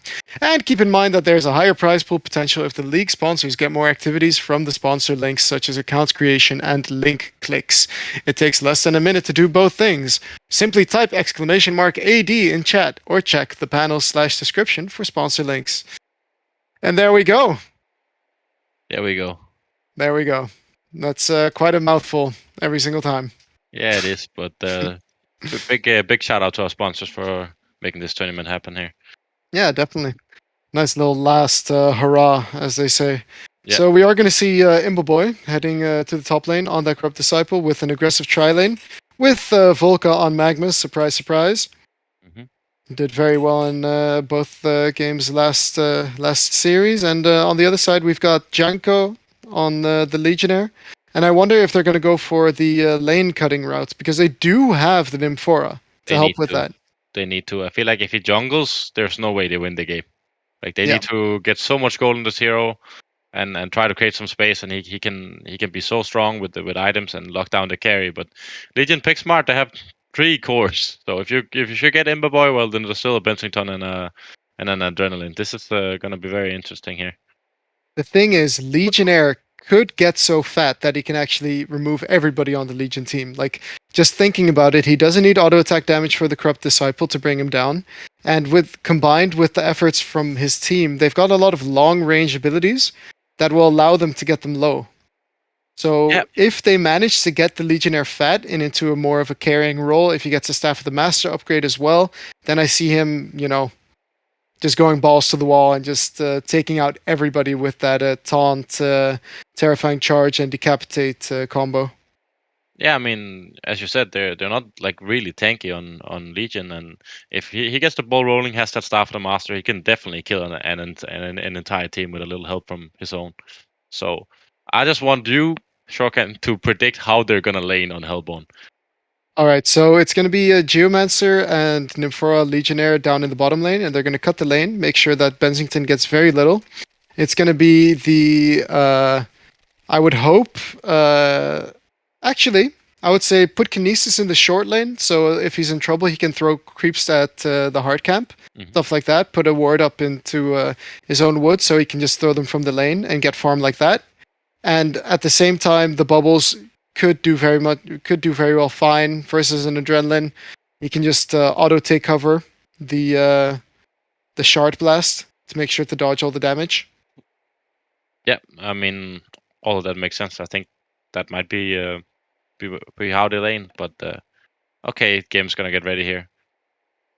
Yeah, we just have to wait and see if Hellborn is ready for it as well. But if this Legionnaire can get fat, at least right now they're making sure that they can't get any stacks up on the Legion Woods, and I think that's very important when playing against Imboboy and against Mate, because they will always be ready to take those stacks in their own woods. And actually, Andromeda played by Zane this game, so they switched the roles up a bit, making him play the full support. So Zane is on the 5, and then Patrick swapped to the 3, I guess here. And they've been doing this versus some teams like Doghouse and this team, but so they're swapping out roles depending on the matchup for the teams. Yeah, I think Kinesis is gonna be in for a shock as he meets that tri-lane. But then again, if Legion were to just tri-lane versus the Legionnaire tri-lane, wouldn't they come out on top? Like, I'm feeling that Corrupted Disciple is a super strong hero versus Legionnaire, because you can just keep, taking his damage, because they both want to be nearby each other. I feel like, yeah, you're right. You just put Drain on the Legionnaire and you run at him. There's like, what are they gonna do? Actually, what are they gonna do? But I think they're just gonna get the go top on Imboboy, have uncontested free farm, and then roam mid against the bubbles like they did in the previous series. Now, Adrenaline isn't as good as following up as they had with the Cell4 or the Bombardier, but I think they could definitely get some kills on bubbles here if he's not. Yeah, too and look scared. at this. We see the Bensington in the bottom lane, so Legionnaire is going to go to the lane, but... Oh, what is this? Are you lagging as well? No, but they just missed every single skill on Hellborn and let Bensington run away. That was very interesting. Kevin misses the Q. Nymphora didn't even attempt to stun. Geomancer stun with his, so They're quad laning currently. Maybe Kinesis is gonna TP top soon when the wave moves. I mean, he should be able to get XP right now. Well, my game just crashed, so I hope to be joining in a bit. So you should take over the casting for now. Yeah, I do. Yeah, very interesting to see Hellborn just leave the top lane here. Mid matchup right now. Adrenaline versus Bubbles. Both heroes can do fine. Magnus already sitting in position. Umar has a ward here though, so he knows Magnus is here for sure. Smart play by Umar to get that ward up early.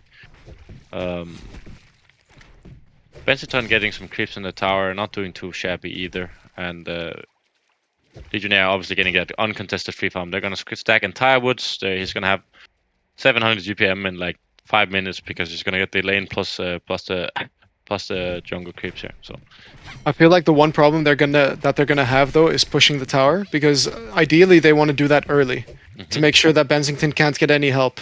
So they're putting a lot of damage onto the tower right now, as I can see Nymphora just auto attacking it. And yeah, as you said, Legionnaire already level 3. Gonna go take that lane again, and Bensington is getting decent farm, I'd say. But Legionnaire might actually be in trouble now because of that Bensington, because remember, he can do quite a lot of bursts if necessary. But now you do see the Kinesis finally in the top lane.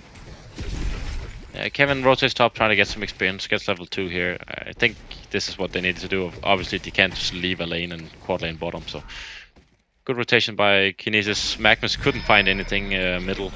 Because this, look at this, Kinesis getting gone on in top lane, but he does have the Joust. And actually, he just misses the Joust, and that would have been a kill on Corrupted. Is he going to be fine, though? He is going to survive, but what a nice way to turn it around. Maybe. But now he's healing up. Very manly. He could have went really well. I think they're just going to dive him on next wave with the Magnus here. Let's see. Yeah, Magnus for sure. there. Kinesis is in trouble. He's trying to get his Joust off. Can he get it off, though? He is going to get stunned up. Are they going to be able to catch him? There's the max stun in 5 slows coming in. seconds. Oh, he's trying to get himself killed to creeps, and he does. Nice deny. The Aurora actually helping him there. Came with the Aurora there. I would really like to see Geomancer come from the other side, though, and Bubbles just a bit off more than he can chew. Here comes the Geomancer with the stun. He is going to hit down onto the Adrenaline, but Bubbles needs to be careful not to get brought down, and he does get brought down, because what a hero is this. Is he going to get another kill? He's got no mana, but Novi is a bit too afraid to go, which turns out to be the right choice, considering Magnus was nearby. I mean, so much going on here. Adrenaline just insta-killing Bubbles almost, like with the Qs. Look at this, Bensington, bottom lane, never mind. Continue. I mean, I think Hellborn Tower here is gonna die soon, and Adrenaline doing super well. 18 and 2 versus 14 and 1. Yep. Not that big a difference, but obviously with the kill on Bubbles in the first spot, he's very strong. As Legionnaire picks up a Helm of the Black Legion. I like it. I really do like it. It just allows him to take over the game. And look at this, leaving it to the Hellborn, so they're working as a team. He's got a helm. He's going to be so difficult to take down for everyone. In the meantime, Andromeda is going to get caught by the Kinesis and the Bubbles. Good job going for the runes this game. Really, really good rotation, helping both from top and mid here. Yeah, look at the triple stacks, by the way, in the woods. I really want Legionnaire to take those soon, because I think Legion wants to move over and help. Yeah, they because are. 2 ports are coming in right now. And look at this. Are they going to have the damage, though, to bring him down? He does have the Helm of the Black Legion, and there's a level 2 heal. He's trying to turn on the Bensington, but doesn't seem to work. Nice stun coming out from the Nymphora. 4 heroes chasing them now. I really want them to turn this around, though. Just walk into them. There you go. There's a stun. They're doing barely any damage, and there comes a dig. It is going to end up missing. And Geomancer now in trouble. He's going to take a lot of damage from Zane. Going to end up falling, but Legionnaire playing a bit too careful there, in my opinion. Yeah, I was thinking they could turn around. When they used spells on Legionnaire, he didn't take any damage at all. That hero is quite immortal right now with the Helm of the Black Legion, so they could have maybe turned it around there. Choose not to, and unfortunately they missed the Geostun and die. So yeah, the Geostun it's a difficult one to hit at that range, and especially if he had just a little bit more patience, or just realized earlier that he wasn't going to hit it, then he would have been better off. But look at this, he's taking triple stack. They do see this happening, though, and 2 of the creeps are stolen by Corrupted, but Corrupted might be in trouble now. Trying to get blocked off. isn't going to happen. He is going to get hurt by Earth's Grasp. Oh, And there the you have the adrenaline. adrenaline with the ultimate. Oh He's my going to get it God. on 3 heroes. He's going to get super tanky, but Legionnaire is still quite dangerous. Remember that. Is he going to fall though? There comes the stun, and end up Magnus is going to fall. Benzington, 4-man ulti from the bubbles right there. And Benzington in trouble now as Kinesis is there to join the fight. They are going to get the kill. Corrupted Disciple is really low though. He's draining damage from the Kinesis. There comes the Q. Is he going to get it? He's not going to get it, and actually did no damage, so that regen isn't even going to be stopped as Legionnaire, the only one to fall from the Hellborn side, and Legion does end up losing their Benzington. Whew, what a fight coming out. Insane fight. 5 minutes into the game, there's 5 versus 5 in the Legion jungle here. Such an interesting game so far. Yeah, but just so unfortunate again that Novi didn't save his stun.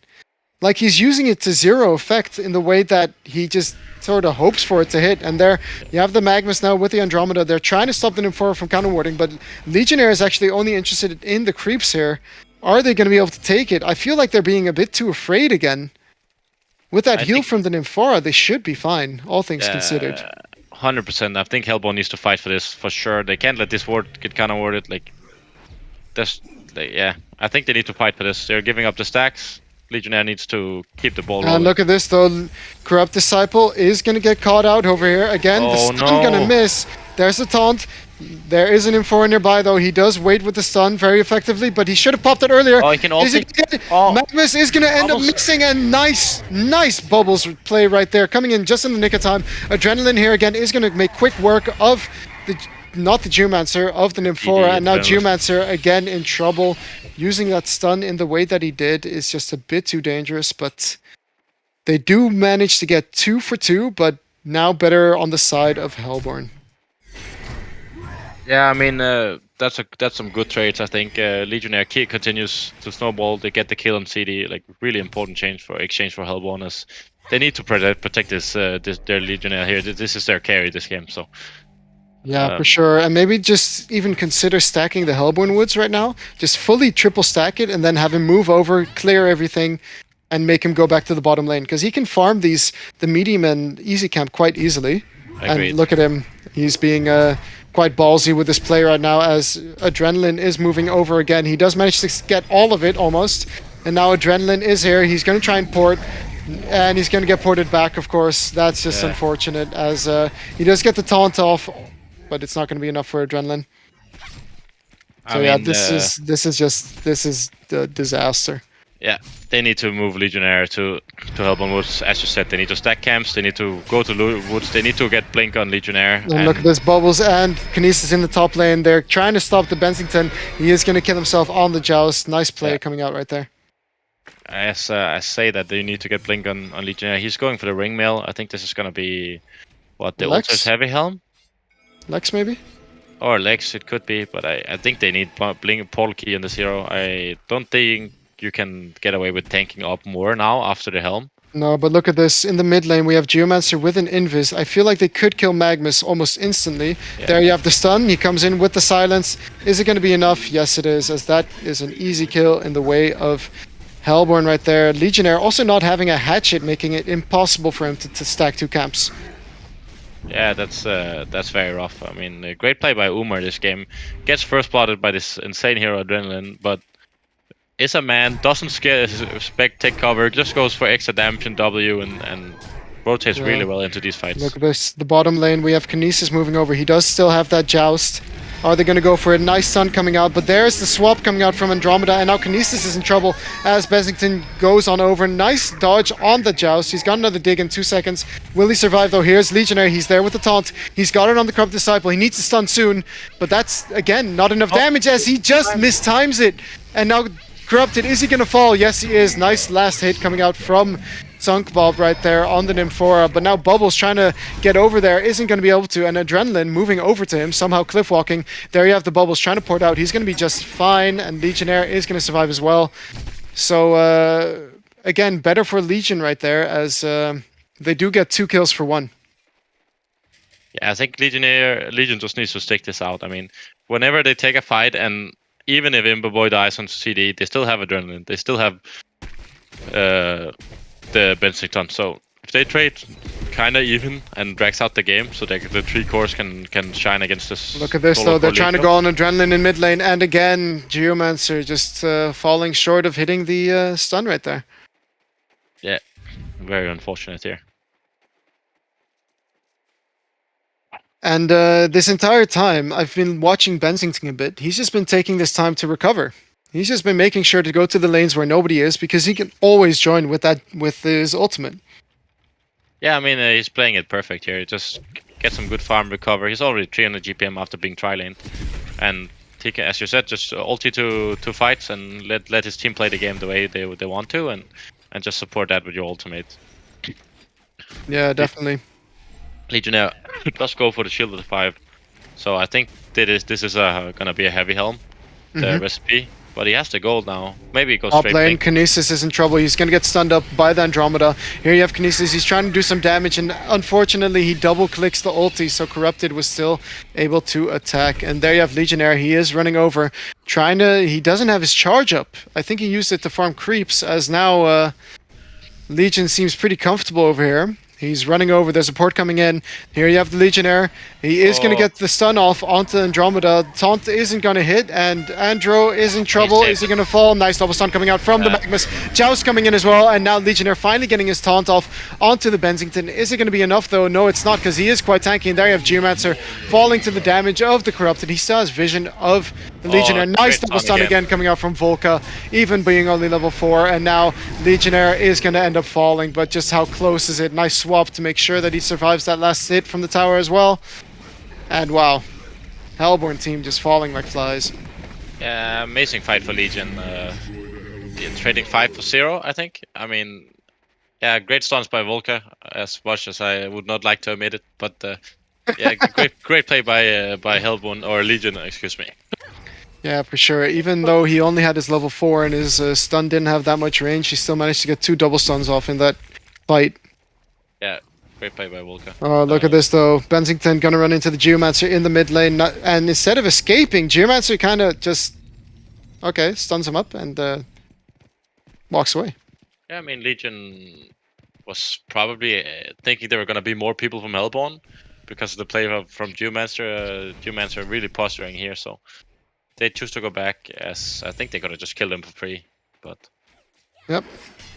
And now Adrenaline already tanking up with that Saxstone up on him. I feel like the Kinesis isn't having the impact they hoped it would. He did max out his Joust, so he's gonna have quite some damage on that, but still. yeah, I mean, the hero's not doing what they hope to do, so Yeah, unfortunately, Kinesis is gonna die if he runs into Adrenaline, but they're just gonna dance and not see each other.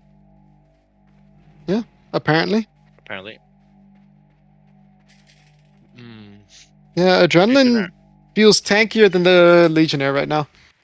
Yeah, I mean, Legionnaire has a heavy helm, so he basically doesn't take damage from auto attacks and picks up the Vestment, so he should be insanely tanky right now. But as you said, Adrenaline is also really insane. If he ultis up, he's gonna be like 3k HP something if he gets 5 heroes. So yeah, for sure. Very, very tanky. They need that portal key on him though, because otherwise nothing is actually going to come to pass. And a smoke play coming out from the Hellborn. They don't know everyone's there. There's the heavy helm coming in, and the Corrupted Disciple immediately swapped out by the Andromeda is going to get lifted up by the Kinesis, and Janko is going to kill Zane in the end. And there you have Mate. He is going to finish off the Geomancer in the background. Legionnaire now taking some damage from the Magnus and the Bensington. And again, Legion team just seems a bit too strong. He's going to tank up or man up, but it's not going to matter, as Bubbles now trying to run away with that haste. So it ended up being a 3-for-2. Not the worst thing in the world, but still, the heroes that are important for Legion right now, i.e. the Adrenaline, stays alive. Yeah, I mean, he stays alive, and Imberboy dies once again, but he's still 500 GPM. I mean, he's getting so much gold from these fights, so many assists, and on top of that, he has 120 creep kills, so it doesn't really actually matter that much that CD is dying, as long as he's like continuing to shine. They're not shutting him down by killing him here, unfortunately. So yep, he's doing a great job farming. Yeah, look at the Legion side, stacking 4 camps immediately. He comes back and he's going to boost his farm up right back up to 500. 100% here. He's gonna get so much gold from these jungle Yeah. camps with the light brand. So easy to farm on CD. Yeah, it's absolutely ridiculous, actually. Just what one Q and Andromeda W do to the entire creep wave, and then they Yeah. pull him over, being more efficient, one-shotting the easy camp practically. Yeah. Using ulti to farm here as well. Yeah. And look at this top lane. They did try to go for a thing on Magnus, but he ends up getting away. The Bubbles does have a spell shards now. I wonder what that's gonna do for him in the fights. Not that much, I think. Mainly for farming, of course. Yeah, I mean, I feel like if he doesn't go for it and he goes blink or something, I don't think they have any damage because none of none of the heroes on Hellbourne really do that much damage. So I think he needed to go something aggressive and as you said, you can split push, you can farm well. So I think spell shots is fine here. Yeah, I would really like to see Legionnaire reach like a full potential this game. But I feel like they're just being less efficient with the stacking, or all the camps were dead. That's of course also possible, but they need that portal key. Yeah, they need it really badly. He's getting close here. I mean, he's gonna finish out this jungle rotation and he's gonna have blink. Hopefully he's gonna go buy a smoke, use his portal key, find something immediately because they Yeah. cannot be playing like this. They're getting out farmed 100%. Yeah, and it's also just a bit sloppy. I mean, they just let the mid tower fall Yeah. with no one from Legion there. Yeah, as you said, just unfortunate sloppy plays here from Hellbourne right now. Yeah. Bubbles does end up picking up a portal key now, and they're looking to go on the Magnus right there. Are they gonna have the range to go on him? Silence comes in, Volca might be in some trouble. He's gonna get silenced up, and Magma's stun has been taken by the Kinesis. Oh, nice dodge right there. He's gonna be able to survive for now. He's gonna slow him up and place the ulti on him. Bubbles now actually... Oh, actually Adrenaline is the one in trouble as Legionnaire and Nymphora poured over. They've got a lot of damage, but it's not enough at the moment. And Nymphora being turned on by the Benzington and the Corrupted Disciple. Of course, they're fighting too close to a Legion tower, and there you have it. Imba with a double tap, stun away from the Kinesis, and Bubbles trying to get out of there as well. I feel like that's just a lapse in decision making as well. Legionnaire really needs to get a good jump for him to do any damage, and if he's just going to be taunting one person, I mean, he's not going to be spinning a lot. Oh, I completely agree. I mean, they have portal key on Janko. He bought it, but they TP'd before he got it delivered, and then he had to run in, couldn't get a good initiation, and then they're just fighting outside their timings. This is when they're supposed to be really strong with the blink on Janko, blink on Umar, and just go make plays, but... Yeah, look at this Kinesis Bubbles. and Bubbles. They're in a bit of trouble. The light brand, oh, nice takeover there. Kinesis actually walking in right now. He is going to stun on the Benzington. They've got a lot of damage with them forward there as well. Nice taunt coming out from the Legionnaire. He's going to catch both the Andromeda and the Corrupt Disciple, but Benzington's still not dead. He's so close to death, though. One more auto attack is going to do it. Geomancer there with the stun on the Andromeda, and now Corrupted Disciple trying to run away. Magnus is there with a portal key, by the way, and they are going to get away. So... nice little couple of kills for the Hellbourne side. Of course, they didn't have their strongest hero, Adrenaline, right there. No, but good job by Hellbourne recognizing that the Adrenaline is bottom and there's no tower for him to TP to, so they could just abuse that fact and go fight. But yeah, look at that bottom lane. They do get the catch on Adrenaline right there. They're trying to slow him down. There you have Bubbles coming in with the silence, but maybe a bit too late. There comes the ultimate from the Bubbles as well. He's going to end up missing the stun. Legionnaire is there, though. Are they going to have the damage? One more auto attack is going to do it. And Mate, actually a brilliant kill right there. That's definitely going to switch it in their favor. Really, really great kill. Really good. Oh, Magnus ulti coming in, though, on the Legionnaire. They do have the heal, though, from Nymphora. Is it going to be enough? It doesn't look like it. He's going to try and turn around. Nice stun coming out from Nymphora, but the Joust is going to finish him off. Oh, And, well, there goes Nymphora. Yeah, so much burst in this Benzington hero, so... I mean, good job by Hellbourne using the Nymph for catching Mate off guard here, farming a bit too aggressively. And then good counter kills from setting up from Legion and then using this Benzington ulti to get some good kills as well. Yeah, that Magnus even had the mana to use all his abilities like that. I think, yeah, he must have had some charges in power supply, I'm almost sure, certain. I mean, Yeah, for sure. so expensive to use all your spells on Magnus without items. Yep. And so Adrenaline, he's up to almost Dawnbringer right there. He's doing an absolutely fantastic job as Imba already picked up the Dawnbringer. 600 GPM now.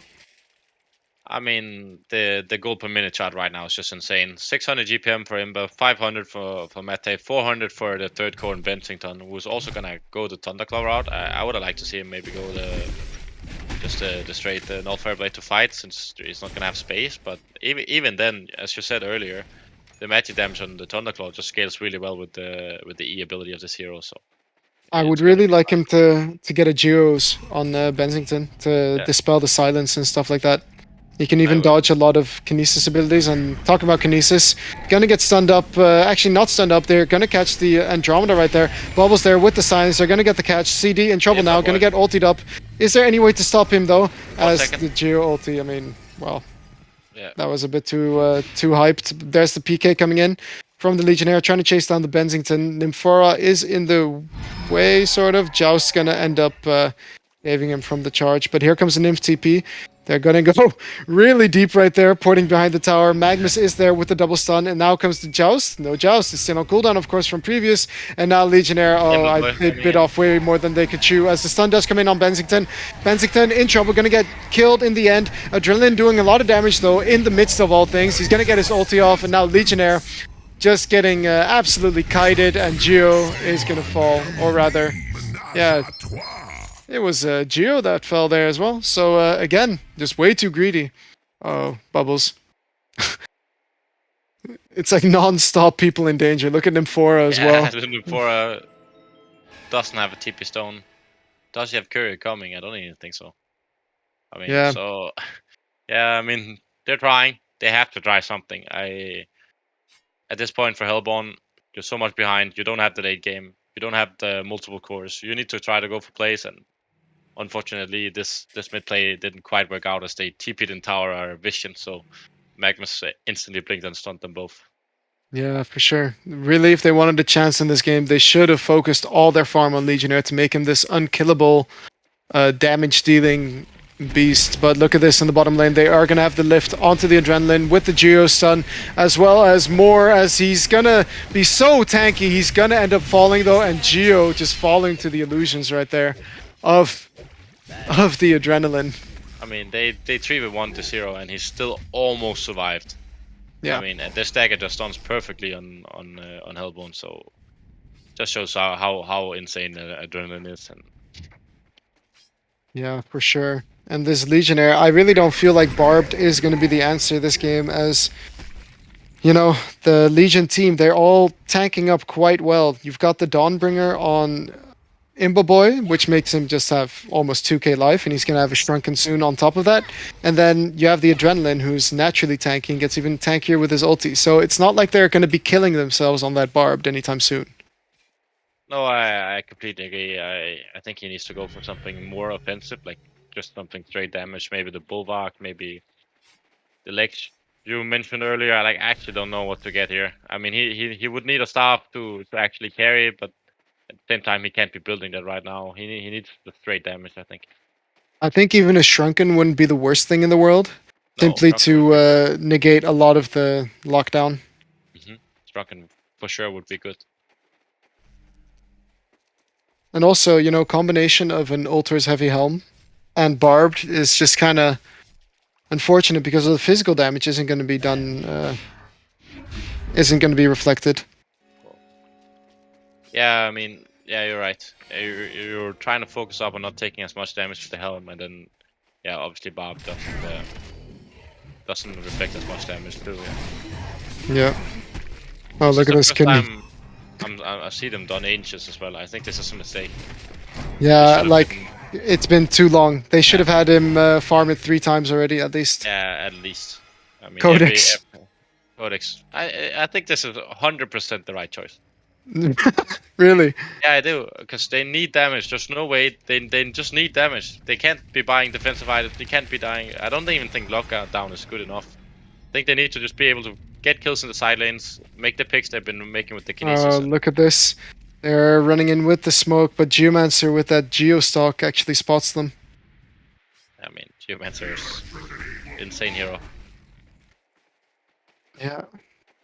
I mean, they're able to dodge this, but Corrupted is just going to use this to push bottom lane. And they can't effectively kill him because Zane's sitting on him every single time.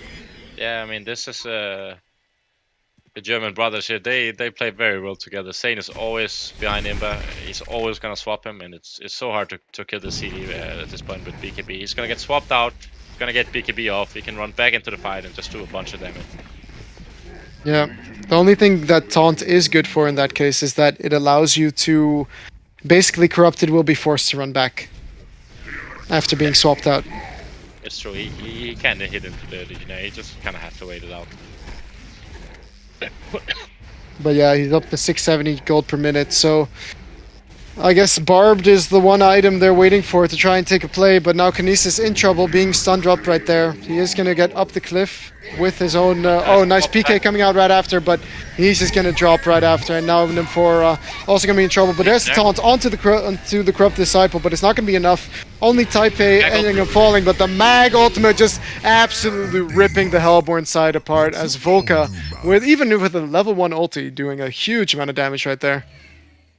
Yeah, really great team fight here by Legion. I mean, as we talked about, they're just tanking up on course, not taking enough damage, and they just can't kill them. So it's looking quite rough here as Hellborn is almost down 20k right now.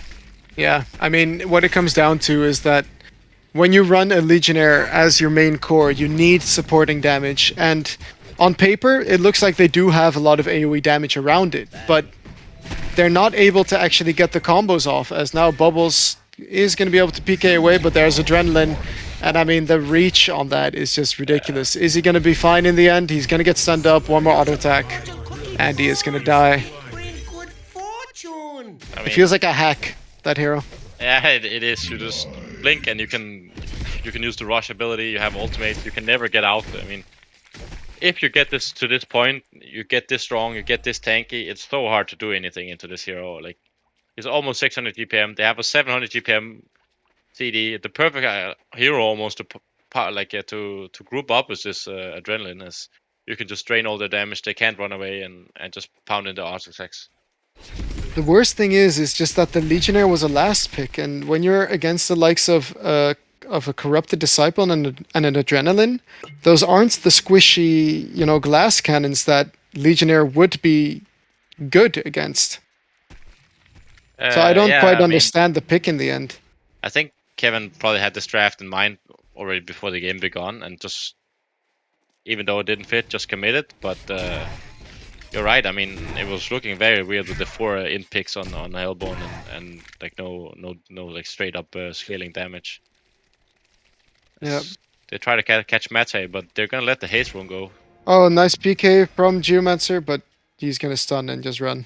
Yeah, he's gonna get. But here comes the Magnus. Volca looking for that stun. They see all the... Oh, they're gonna end up TPing out with everyone. Hellborn makes an escape. I mean, good job by escaping by Hellborn here. This fight here in the Hellborn woods would have been scary for them, I think.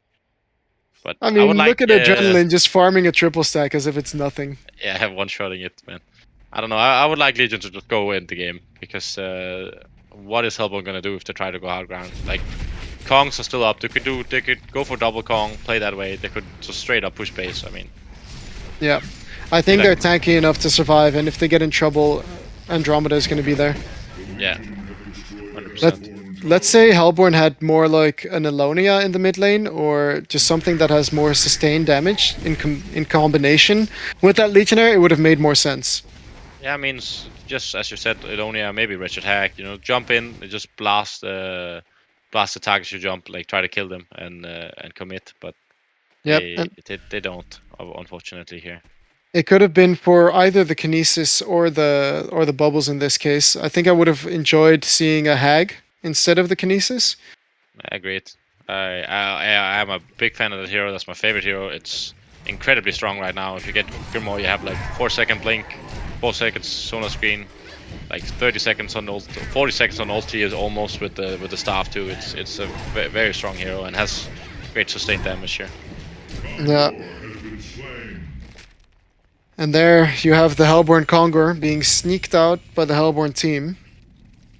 That's a good job to get some objectives while Legion is trying to control the map. Yeah. But why didn't they just like hit this top tower? I mean, I guess they didn't know they were doing Kong, but they were just, I guess, farming jungle while the Hellborn team didn't show on map. Yep. And what's happening with this Kinesis and Bubbles? They're looking for something. Unable to find it right now, but look at Bubbles making a huge little circle around. They're YOLOing for this Conquer kill, but Oh, Bensington. Legion didn't go for Conquer. Yeah, This and is- I mean Bensington might still Yeah. be in trouble. Man, Okay, never mind. what made Legion abandon going Kong? I mean, they were setting up, they were 5 here, and they just run away just as Hellborn sets up, and they didn't have any vision spotting it. They smoked in on Hellborn. I'm so confused. Are they now I going to try and actually take don't know. Kong? I mean, they're gonna lose Well, top look ranks. at this. Bensington is nearby, but they've got the eye on Nymphora, but Nymphora's running away, so they're unable to spot anyone. And yeah, they're setting up to defend top tower now. Are they able to catch anyone as Geomancer just dies? Just simply dies. Yeah, you just get one shot. Kinesis trying to figure out where they are, but Kinesis is going to go for the port, is going to end up getting ported back if he would try, and, well, I mean, champion in Neworth. Yeah. Kevin is being bold here, not conceding 30k gold behind. Oh, Umar's they're trying to deny the tower, and it's not even working. As Imboy gets the last hit. Nice stun coming in from the Magnus. Stun coming out from the Nymphora to block it, though. And Bensington gonna end up whiffing everything. Gonna get stunned up by the bubbles right here, and that's gonna be an easy kill in the way for the Legion, but still not the way they want this sort of fight to go. Play by Bensington, but they still can't kill Oh him. no, Bubbles screwed up, and Bubbles is Yeah. gonna get stunned up, and double clicks his They're gonna lose shell tracks here. serve. I mean, from the Geomancer stuns to the double clicking of Kinesis ulti to the double clicking of Shell Surf. Let's just say the stars are not aligning for the Hellborn team right now. Oh, I mean, they're not playing up to the ability they have. They're way better than them. They have played this game, so I hope next game they can pick up the pace. Maybe draft something that's not a solo core Legionnaire and go from there. I think they're a very strong team with good players, so Yeah, they for could have a sure. good chance. Yeah, so Imboy finds 31k. Like I don't often see it getting this bad in terms of gold. I think this is the worst I've ever seen it. Usually the other Ye- team forces base or you end up conceding, but you know, this is Imboy. He likes 40-minute games, he likes 50-minute games, he likes 80-minute games even better, so they're just gonna play their own pace. They're never gonna Look at this mid lane, Adrenaline getting caught right here by all the team, but he's gonna get stormed up by the Magnus right there. Gonna get stunned up right after though. Gonna get Nice 3-man stun coming out, but Adrenaline is gonna be close to death, but it doesn't matter as now the team gets in and Legionnaire gonna try and port away. It doesn't even matter. Another double damage rune. Was that a double damage? It sounded like Yeah, a it double was. damage. Yeah. Yeah, there's the GG's. GG call. So safe to say Adrenaline's a very good hero. Yeah, Adrenaline is a very strong hero, and so is Corrupted Disciple on Imboy. Yep. I don't think I've ever really seen a Corrupted Disciple get 800 GPM before. Doesn't really seem to be the hero to get that type of farm. Yeah, but they just stacked this jungle relentlessly and power farmed, so great job by Legion. Yep. And what are your absolutely final thoughts of this game? I hope Hellborn does better next game, or the team Danova Brigada, because they're way better than what they performed here. So hopefully we get an exciting game too. Yep, for sure. Well, about that, an exciting game too. It's what we're all hoping for, and we'll be right back.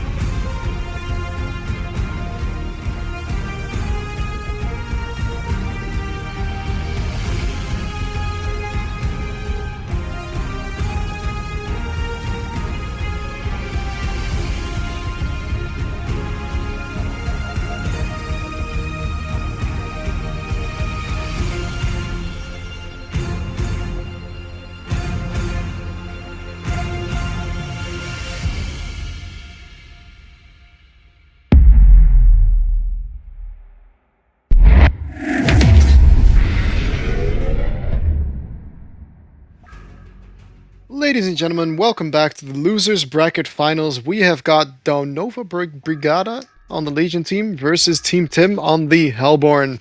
And last game was a bit one-sided, but now let's hope they can switch things around. The bans are the exact same as just now, looks like.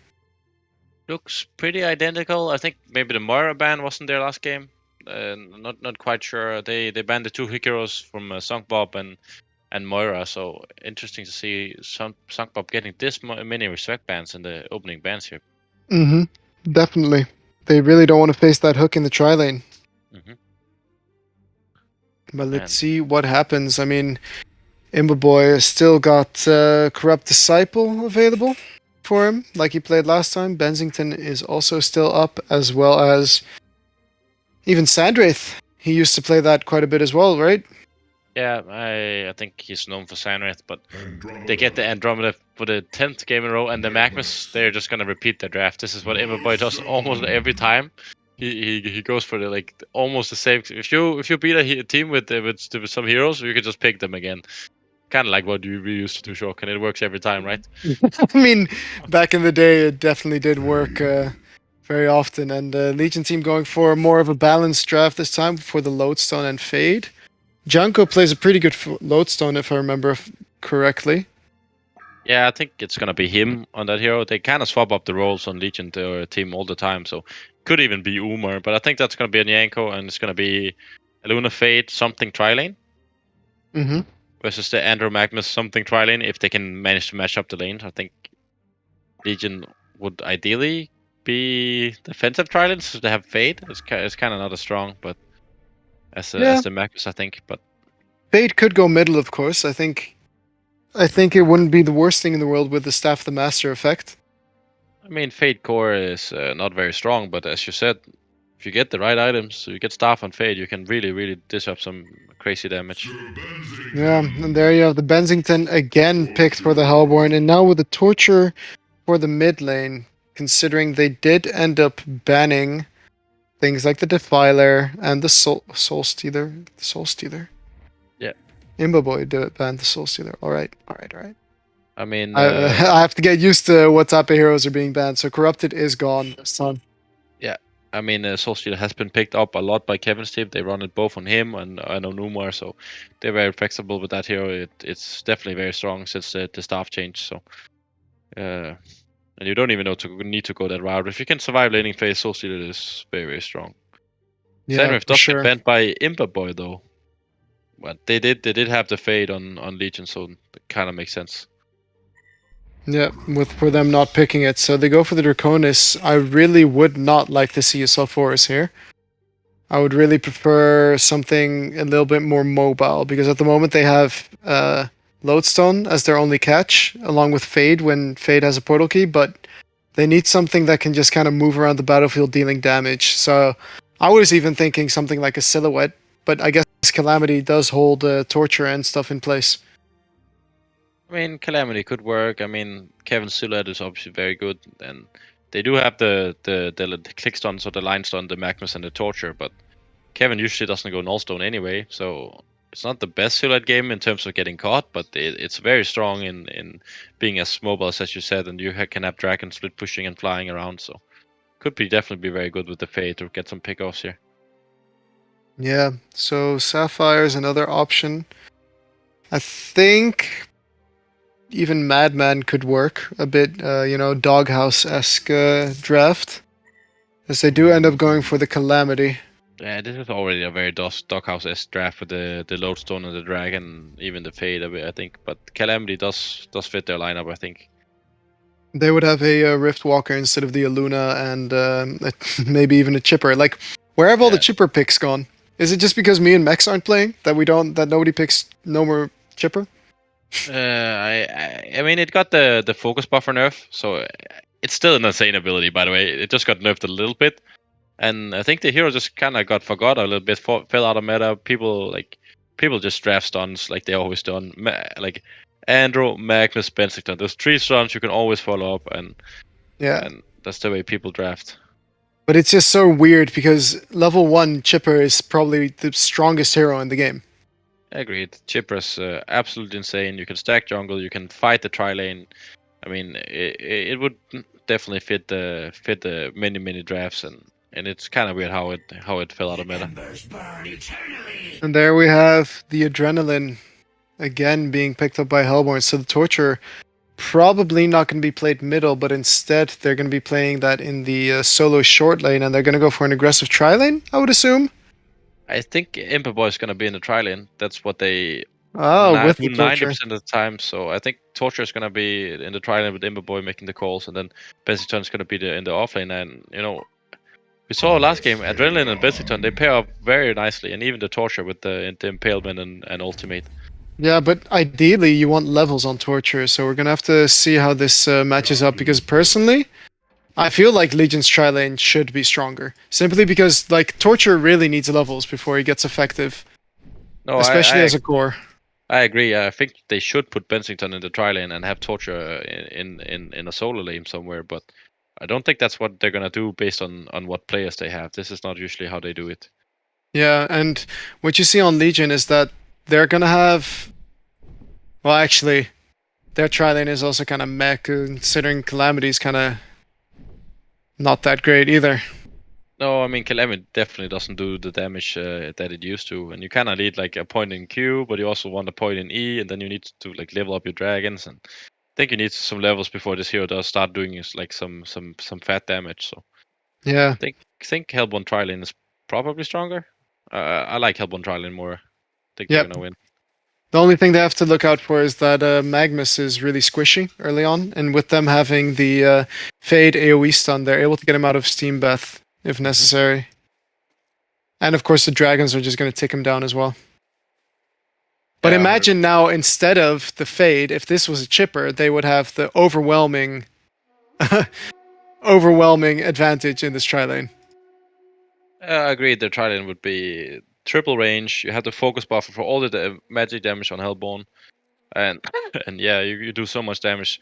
They would kind of lack some kind of setup, as I mean, a Lunastun isn't the strongest, and they'd have to just like run at them. But I mean, you have Chipper, you have rockets for like infinite rockets. You can always do that. Yeah. And I feel, yeah, we'll just have to wait and see how it goes. And there are also some other carries available that might have also been more effective than Calamity. Maybe even Gemini or something like that. It could have fit really well, I think. Alright, so I think we're going to be keeping an eye on the bottom lane mainly. Let's talk about the other lanes though. We've got Lodestone versus Bensington. And, well, I think that should be pretty even. I think Lodestone's probably a bit favored. But yeah, pretty even, I think. I'm more interested to see the mismatch up. I actually don't know. I have no idea. I think Dragon's probably at a disadvantage as Adrenaline's insane hero. Yep. Maybe. Yeah, I think Adrenaline's very difficult to play against with any type of hero, whether it be melee or ranged. Yeah. And we can see that already. At least he's doing a lot of damage with the dots. I feel like it's not going to be enough though, as Adrenaline just so tanky early on. I mean, he's almost 700 HP without any stat items outside of 2 mana totems, so it's insanely strong. Very high armor as well. The only problem is, of course, his mana costs early on. He can't use that shard too many times before he's out of mana, but that's why everybody always goes mana boots on him. Yeah, I mean, he just needs to get that bottle. He can spam a bit more. He's gonna snowball into some mana boots, and he can spam as much as he wants almost. So. Now we've got the dragons up for Calamity. I would almost want him to actually max his firebomb in this tri-lane. And look at this Sunk Bob going to protect the rune bottom lane, but Adrenaline is moving over, and there you have Volca with the boots, and he doesn't even react. I'm not sure what's going on. Okay. Oh, I mean, I feel like I'm not sure he could have gotten out of there, but he could have moved before he got max stunned. He could have stunned directly after. Maybe a bit of DC here. I don't know. That was very weird. But Dragon does end up getting the haste rune, so let's see how he uses that. Just kind of securing the lane right now, harassing the Adrenaline. Top lane, we're. Oh, Joust actually missing. His Lowstone still doesn't even have his rocket drill, actually. No. I mean, it's 12 and 2 versus 11 and 1, so actually identical top. Yeah, Torture doing really well in the last hits down in the bottom lane. Yeah. Better than the Calamity is, in any case. Calamity has a hard time walking up to the creeps. They're just so scared on Legion. Yep, and Volca might be looking to go for something. Nah. I feel like they can take any fight with Hellborn Yeah, I right think now. so. I agree. They're just gonna run them over if they can get in range. Yeah, for sure. Top lane, we do have a jump on the Bensington, sort of. Just harassing him out of lane. And they should get that lane back on Legion side in bottom. Yeah, they're going to now. The lane's gonna move back, and I hope Hellborn chooses to play aggressive and we can find someone to stun here. Yeah, definitely. Ward coming out. They are going to stun onto Torture, but the power throw is going to do a lot less damage. Magmus looking for a stun opportunity, but not going to find it as they do go back in. Torture might be in some trouble now, blocked a bit by the Andromeda. Fade still hanging around. He's finally got the stun up. He could try and use it, but Calamity just doesn't do too much in the realm of burst damage, so he's not going to actually be able to kill anyone with that. And Imberboy already has a full power supply with 6 charges in, so he's deceptively tanky right now. Yeah, and look at this, Volca looking for a stun onto the Calamity right there. Aluna needs to stun the Andromeda, does so in the end to keep him safe. Is he going to end up falling anyways? No, he's going to be just fine. So heads up play from the Aluna, Yeah. stunning the Andro right there. For sure, good play. I think Bensington is getting kind of forced out the lane now in top lane after the bottle on Lodestone, so he's just gonna pull. He's gonna miss the pull though, and only get the archer here. But yeah, okay. Oh yeah, this is going to be really good for the Lodestone right there. And Draconis actually moved into the woods and is just farming a triple stack right now. And bottom lane, we do have some initiation as Sunk Bob does end up falling. Power throw gonna hit onto the Andro and the Magmus. Magmus dropping down low because of the dragons, but they're unafraid to move on. And Sun is gonna come in. Aluna is gonna get stunned, but they don't have vision on him. This might be enough for them to get a turn kill, but now Andro actually gonna stun up the Calamity. There comes the stunning from the Fade. They sidestep really well. Are they gonna get the kill on the Andromeda? No, and Puppet Soul ends up falling as well as everyone on the Hellborn team survives. I mean, yeah, great play in the trial in here from Team Tim. So, can he catch? No, Fate can't catch anything.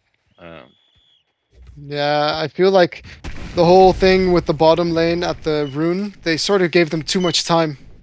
Yeah, I mean, I agree. Like right now, it's looking kind of grim as they're winning 3 lanes on Legion. I mean, mid they're just trading farm. Uma's I mean, hopping they're down losing on top. Dragon, but yeah, they're losing. Lodestone's definitely winning.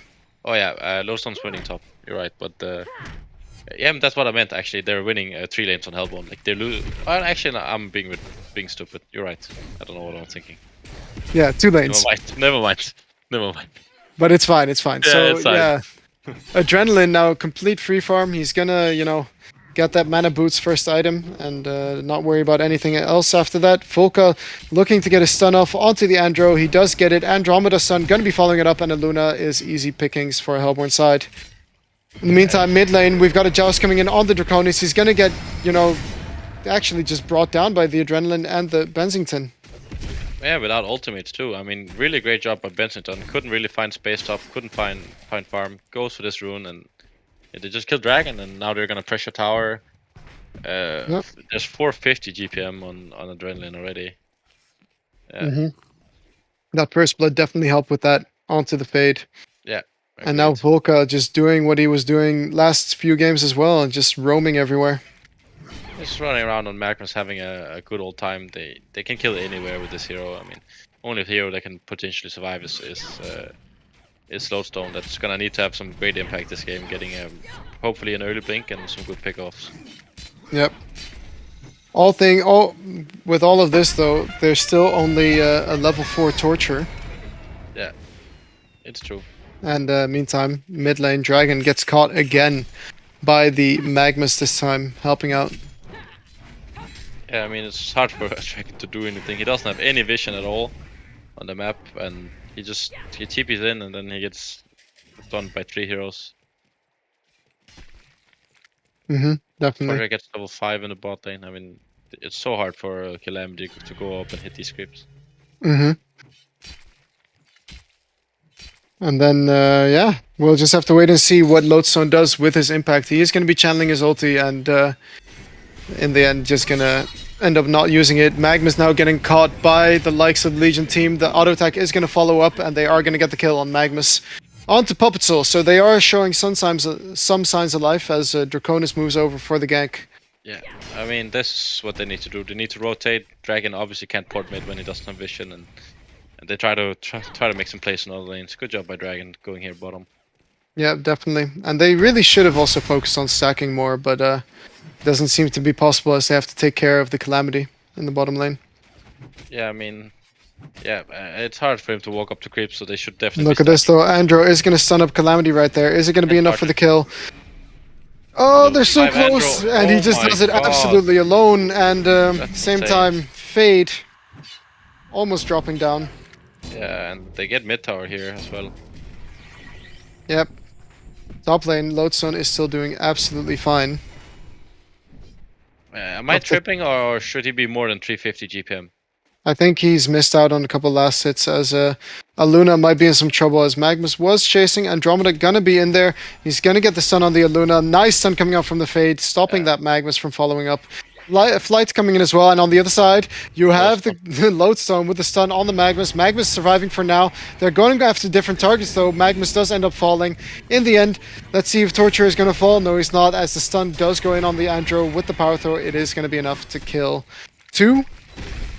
But, you know, in the meantime, Bensington is getting farm, Adrenaline's getting farm. So again, this just seems so...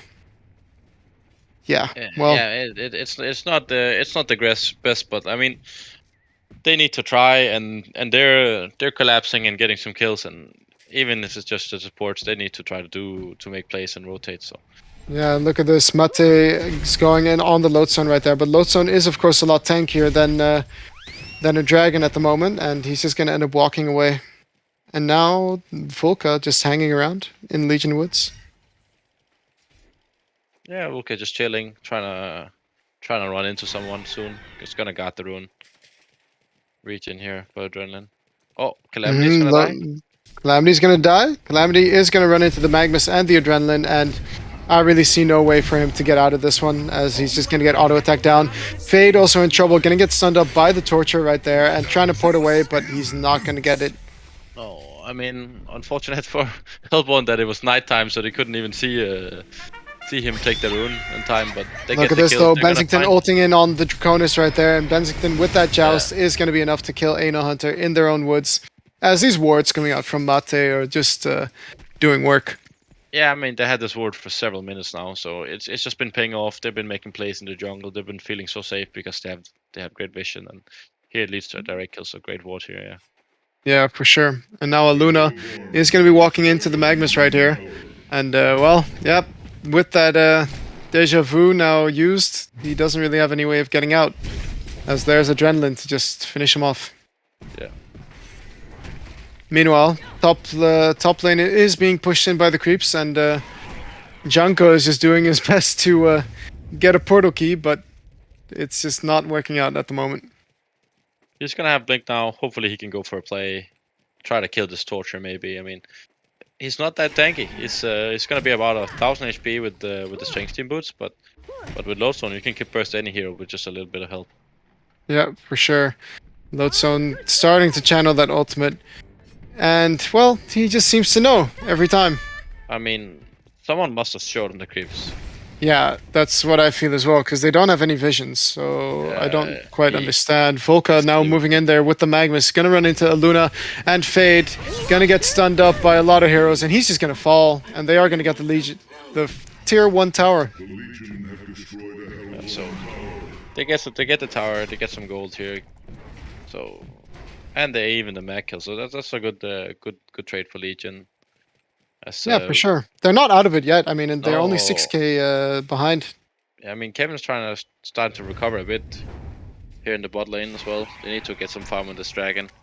He also needs to be very careful, as there's an Andromeda and a Torture trying to find him right now. They're gonna try and pop him. yeah, exactly. Oh, there. and there you have it. He's gonna Aurora him. Is he gonna get in range? Yes, he is. There comes the stun in from the Calamity. Gonna trap the Torture right there, but he's just gonna drop down real quick, as somebody's port got cancelled, or somebody cancelled their port on purpose, as Bensington is going to ulti in, trying to catch the dragon, but the volcano escape has been used. Cool. Good play by Umar here, using volcanoes to not get caught. Yeah, but Lord now they're has a lacking a stone. lot of, offensive capability, I would say. And Magnus here, not knowing that Lodestone is invisible.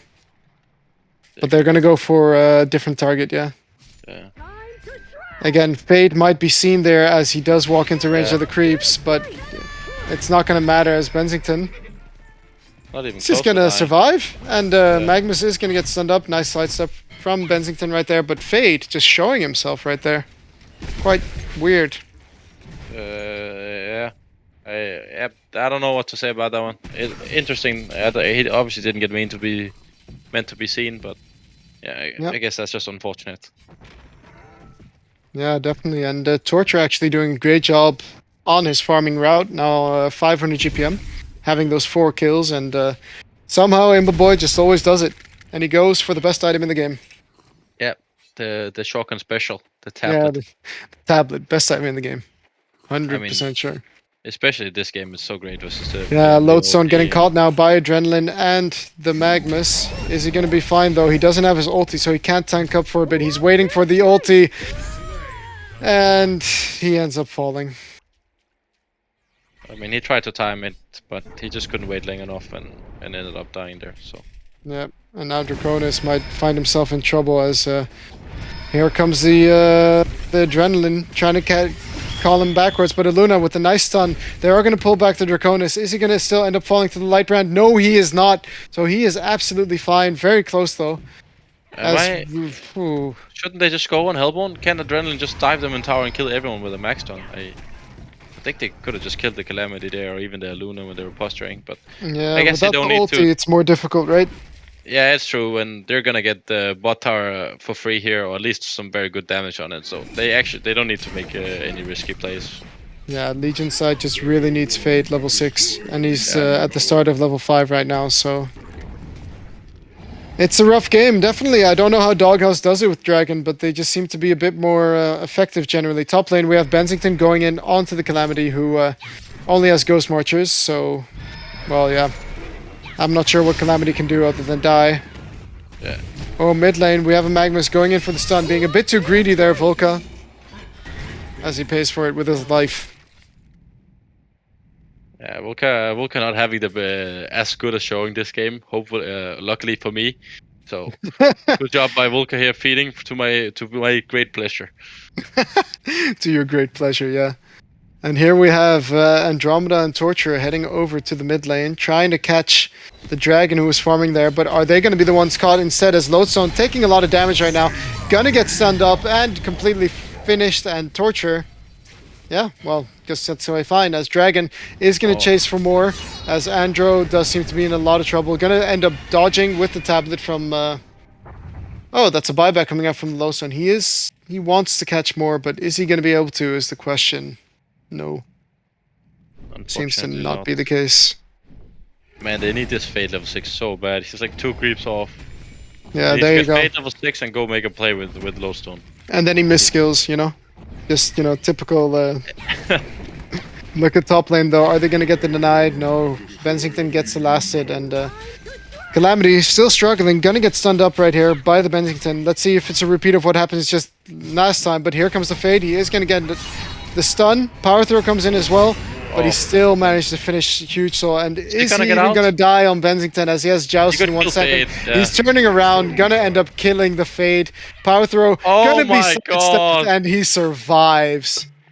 This guy, I mean, he's even smoking up. He wants to kill more. He wants to kill the Aluna right there. Himself, yeah. Here comes Magnus, though. Dragon's gonna they show. end up seeing the dragon right there. And he misses. Oh, no. Oh no, indeed. I think that's definitely, yep, GG called. Yeah. Alright, so we didn't get a closer game. Unfortunately not, yeah. Unfortunately not, no. But hey, very well played from Hellborn team. Definitely showing that they deserve to be in the finals. So we have Team Tim in a 2-0 victory versus Del Nova Brigada, and that means that they are also moving on to the grand finals next weekend. But there's a grand final of this cycle, and we can still see who wins between Doghouse and Team Tim. And if Yes. anything, good practice between the two of them, right? Yeah, it's gonna be interesting. Like, I mean, it's gonna be the same matchup in the grand finals as you said. So it's gonna be great practice for both teams. They can maybe not go for the win as much and try some different heroes, try some different strats, and just try to get better in the matchup. So it's gonna be interesting in the grand finals here. Yeah, definitely. And that adrenaline pick definitely worked out for them 2 games in a row. I mean, So, maybe Doghouse picks up on that. yeah, hopefully they do. This adrenaline hero seems extremely strong. I mean, they just ran them over both games, but yeah, great play by Yeah. HoN. For sure. So, ladies and gentlemen, we will be right back with the finals of this Cycle 5 Paradise League. See you in a bit.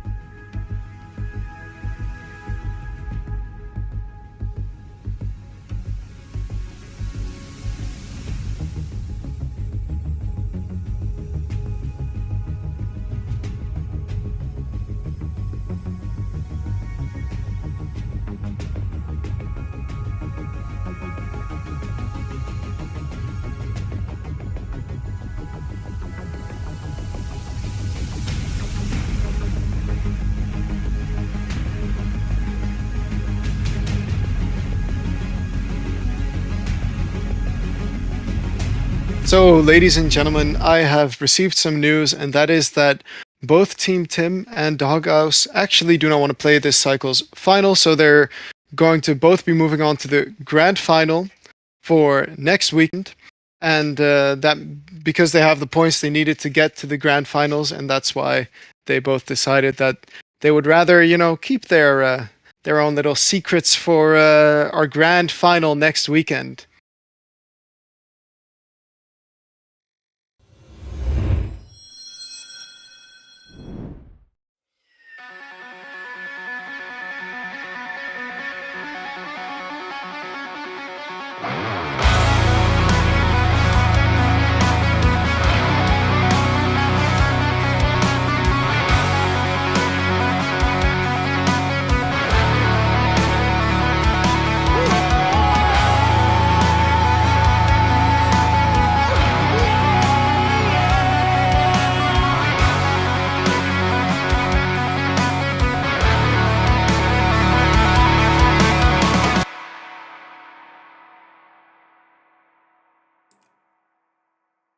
We finally have it, ladies and gentlemen. The grand finale is now official, and we know who the winners are. It's gonna be Doghouse against Team Tim on June 18th.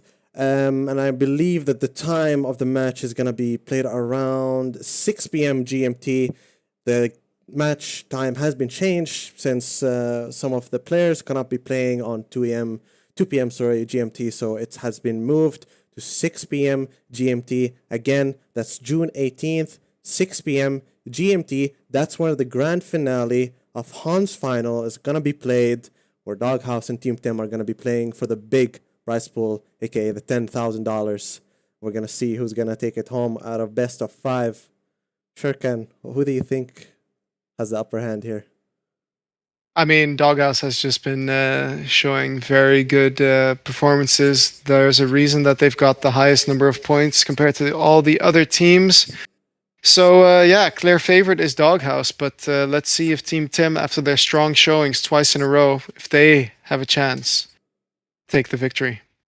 I genuinely believe that Team Tim does have a chance. Last time they played against them, they gave them a run for their money. They did not just fall behind instantly. They didn't just lose out of the gate. They actually they ran the game for a really, really long time, and they made them really work for that win. They did 2-0 them, but they had to work a lot to do so.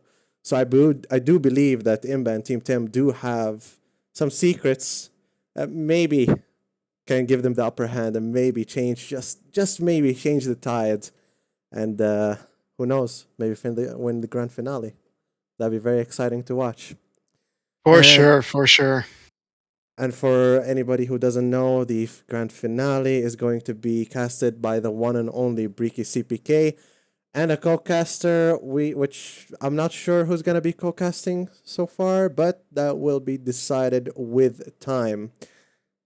Anyways, thank you all for watching, and Shurkan, do you have any last words? I hope you enjoyed my cast. It's been a while since I did it, but there you go. I hope you enjoyed.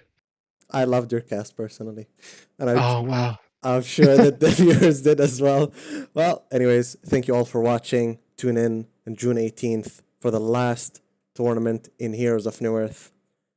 Hopefully, it's gonna be a banger. And yep, hope you all enjoyed today's or this week's cycle. Sorry, and we will see you in the grand finale on June 18th. Good night, everybody.